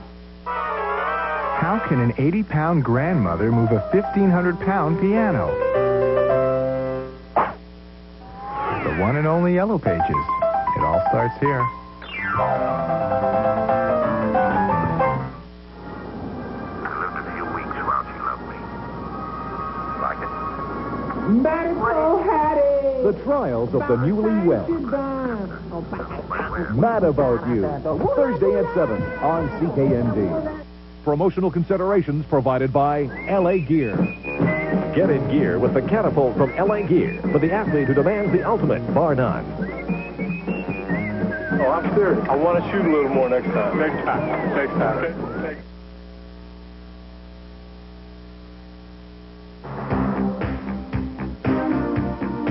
And there's the first goal of the game by Alexei Zhamnov. Off the post, off the back of Hextall. That was his 6th of the season, and the Jets taking a 1-0 lead. And then Zhamnov came back on the power play with his 7th. The goal set up by Paul Eisbart. The Jets doing a good job on this power play, working the puck around. That's Mironov to Eisbart. Tries to pass for Tkachuk, goes off the stick of Lachance, and then the goal by Alexei Zhamnov. But the Islanders responded very quickly after that. In fact, with 2 goals, 21 seconds apart. The first by Steve Thomas, the second by Benoit Hogue, and the first period ended with the score, the Jets 2 and the Islanders 2. But the Jets took command of this game in the second period of play. Goals by Ty Domi, his first, and Nelson Emerson, his 10th. More importantly, his 4th, while the Jets were shorthanded. 4-2 for the Jets after 40 minutes of play. Just 1 goal in the third period, and it was by Alexei Zhamnov. Nice setup by Eisbart and Tkachuk, and Eisbart could have taken the shot on this play, was in the slot, but he made the play to Alexei Zhamnov to give him a wide open 6-5-4, as Dory Douglas would like to say. The final score, the Jets beating the Islanders 5-2. Now for the Reimer Express out-of-town scoreboard, and we'll start with the Quebec Nordiques and the Washington Capitals. The Capitals leading this one. They've come from behind. They lead it 2-1, and they are playing in the third period of play. Edmonton, winless in 14, taking on Detroit in the wings with a chance here. Probert, but Billy Ranford comes up with a big save, and it would be a big night for Ranford. On the power play, Detroit, Shepard with the shot, gets another chance. That's his 8th of the season, and it's 1-0. And then John Burr will get a chance. The screen there by Sheldon Kennedy in front. No chance for Ranford. And there's the 4th goal of the season. 2-0. And Ted Green writing something about what I have to move to Minneapolis. Oilers pressing Osgood, stoning weights there. And then, of course, you're going to have one of these. Kelly Buchberger taking on McCourt. And no contest right there. McCarty, it should be, and then the Ranford nice glove save there off Sean Burr. May have been the turning point of the game, because on the power play, Stephen Rice, the one-timer, his 4th, Oilers back in it, trailing 2-1. Then 11 seconds later, McTavish the point shot, and he gets the rebound there, 2-2 after 2. In the third period, power play, Wojtek to beat Akin, and he holds and shoots. 3-2, Edmonton leading, and then the Oilers will crowd the net, bad angle, Kravchuk, and hit Kennedy on, and then we have a hit here by Kennedy on Pearson, and you don't get any bigger than that. Edmonton finally with a win after 14 games as they upset the Red Wings 4-2, so the Red Wings remain in last place in the Central Division standings. All right, let's show you what is happening between Pittsburgh and St. Louis. Ron Sutter to Brett Hull. one-timer off the pad of Baratheon and in 1-0 hole 6. Penguins, 2 quick ones here. Jaromir Jagr to Ron Francis. That's its 5th, and it is now 1-1. Seconds later, Murphy stops, Jim Montgomery giveaway, and Mullen will get his 7th of the season as he goes upstairs on Curtis Joseph. 2-1 for Pittsburgh. Bob Basson against the boards. Jagr hits him from behind. That is a 5-minute major and a game misconduct. And late in the period, Pittsburgh power play. Marcus Naslund gets lucky, gets his own rebound. Garth Butcher actually kicks this puck into the net past Joseph. 3-1 Penguins after 1, and the score remains that way as they are playing in the second period. Let's continue with the Reimer Express scoreboard. Los Angeles taking on Calgary. The Flames coming back from that 3-game road trip, leading in the first period on goals by Fleury and Drury 2-0. Toronto and San Jose, that is a 9:30 start game yet to begin. And the Leafs, of course, the top team in the NHL with 26 points. The Sharks, 3 of 4 wins this season, have been at home. Dallas playing Anaheim. This game is in Phoenix, and it's tied at 1. Medano and Ewan with the goals for Anaheim. And last week, the Mighty Ducks beat Dallas, so could they do it 2 weeks in a row?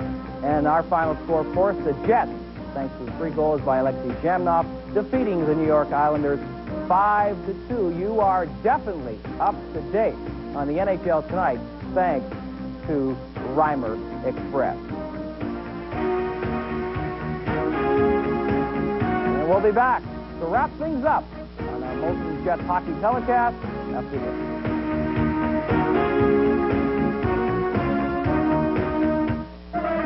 Well, with our volume, this could save us $2,500 in the first month alone. That's big news for us. Express Post not only slashes my courier costs, delivers me the same peace of mind. I like that. It's designed to fill that gap. It is right in the middle between mail economy and courier speed. New Express Post. Faster than mail, cheaper than courier, with call-in confirmation. For your free trial, call 1-800-361-3113.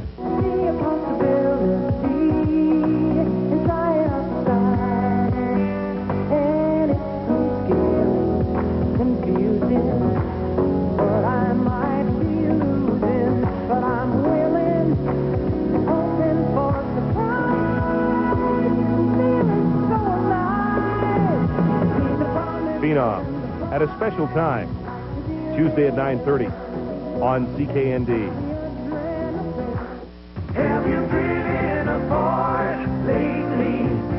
At Parkside Ford, we make it possible for you to afford a beautiful new Ford like this. But you only pay for this much. That's right, only about half. You pay for this, and you drive home in this. Or this. How about this one? That's why they call us Parkside Ford. Come on down to a Ford country, Parkside Ford. They give you a ticket. The promise of a good time. Big money. You're shown how it's done. It sounds so easy, especially with a Canadian passport. But what they don't tell you is the inside story. The inside of a foreign jail. What it's really like if you're caught transporting drugs. Think about it. Today, Safeway Score and Win Grand Prize winner will receive a trip for 2 to Orlando, Florida, home of Walt Disney World Resort. Ride the waves at Typhoon Lagoon. Party at Pleasure Island, where every night is New Year's Eve. See Aladdin's Royal Caravan and enjoy 99 holes of golf and more fun than you can imagine. Courtesy of Canadian Holidays, Canada's largest vacation company. Tonight's grand prize winner, Rosemarie Buskell of Winnipeg. Play, score, and win at Safeway and watch the Jets on CKND. Well, we talked about Alexei Zhamnov at the beginning of the telecast, showing flashes of brilliance. He was brilliant tonight, Jordy. Oh, he played very well tonight, and I hope it starts to rub off a little bit. Some of the guys need a little bit of encouragement. You get a guy like Zhamnov playing up-tempo like that, lots of moves, lots of shots, and 3 goals. You'll see now Eisebart and guys like that following suit. You saw him tonight. We talked about an opportunity he had to make a shot, a good in-the-slot shot, and he slid it across to an open net. And those are good. That's really good things to build off of You see him now. He's starting to get a little bit more confidence, and maybe it is comfortability, where he fits in on this team. And, they go to New York now. This road trip really doesn't hurt them. I mean, they did play not very well here, let's be honest. But to get out of the city, get away from all the distractions, and the distractions basically can be the press and the fans more than anything. Oh, don't go picking on the media. A little bit, and now they get away, and they've been together for a few days. And I think it's starting to really hone itself in for these guys. We've brought Jordy Douglas back because he's demanding equal time. We already showed him with 8 points. Yeah, the 8 points I did get, I think it was in January of about 1982. 76 goals in the NHL and well over 100 points. Yeah, I had well over 100 points. Joe, thank you very much. Over 400 games. I go back. I'm trying to get in shape. I get one more game and I get my $250,000 pension. Not likely. All right, so the Jets with this victory tonight, snapping that 5-game winless streak and hopefully that 4-game homestand and those 4 losses behind them now. Has to be. It has to be behind them. I mean, we talked about John Paddock saying it's rock bottom. It was worse than rock bottom. So now it's over. Forget about those games. Let's start building, guys. You guys can play better. You showed it tonight. Keep going. All right, and the Jets hope to build on that, of course, tomorrow night when they take on the New York Rangers, and you'll see that game right here on CKND, of course, starting at 6:30. The final score once again tonight, the Jets over the Islanders by a score of 5-2. On behalf of Bruce Buchanan, Harry Neal, Jordy Douglas, Joe Pascucci, thanking you for watching. We'll see you again tomorrow at 6:30.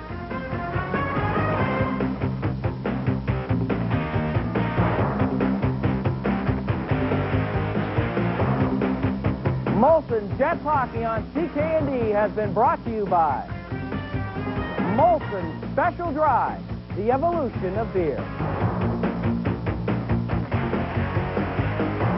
Executive producer of tonight's telecast, Ron Harrison. The producer,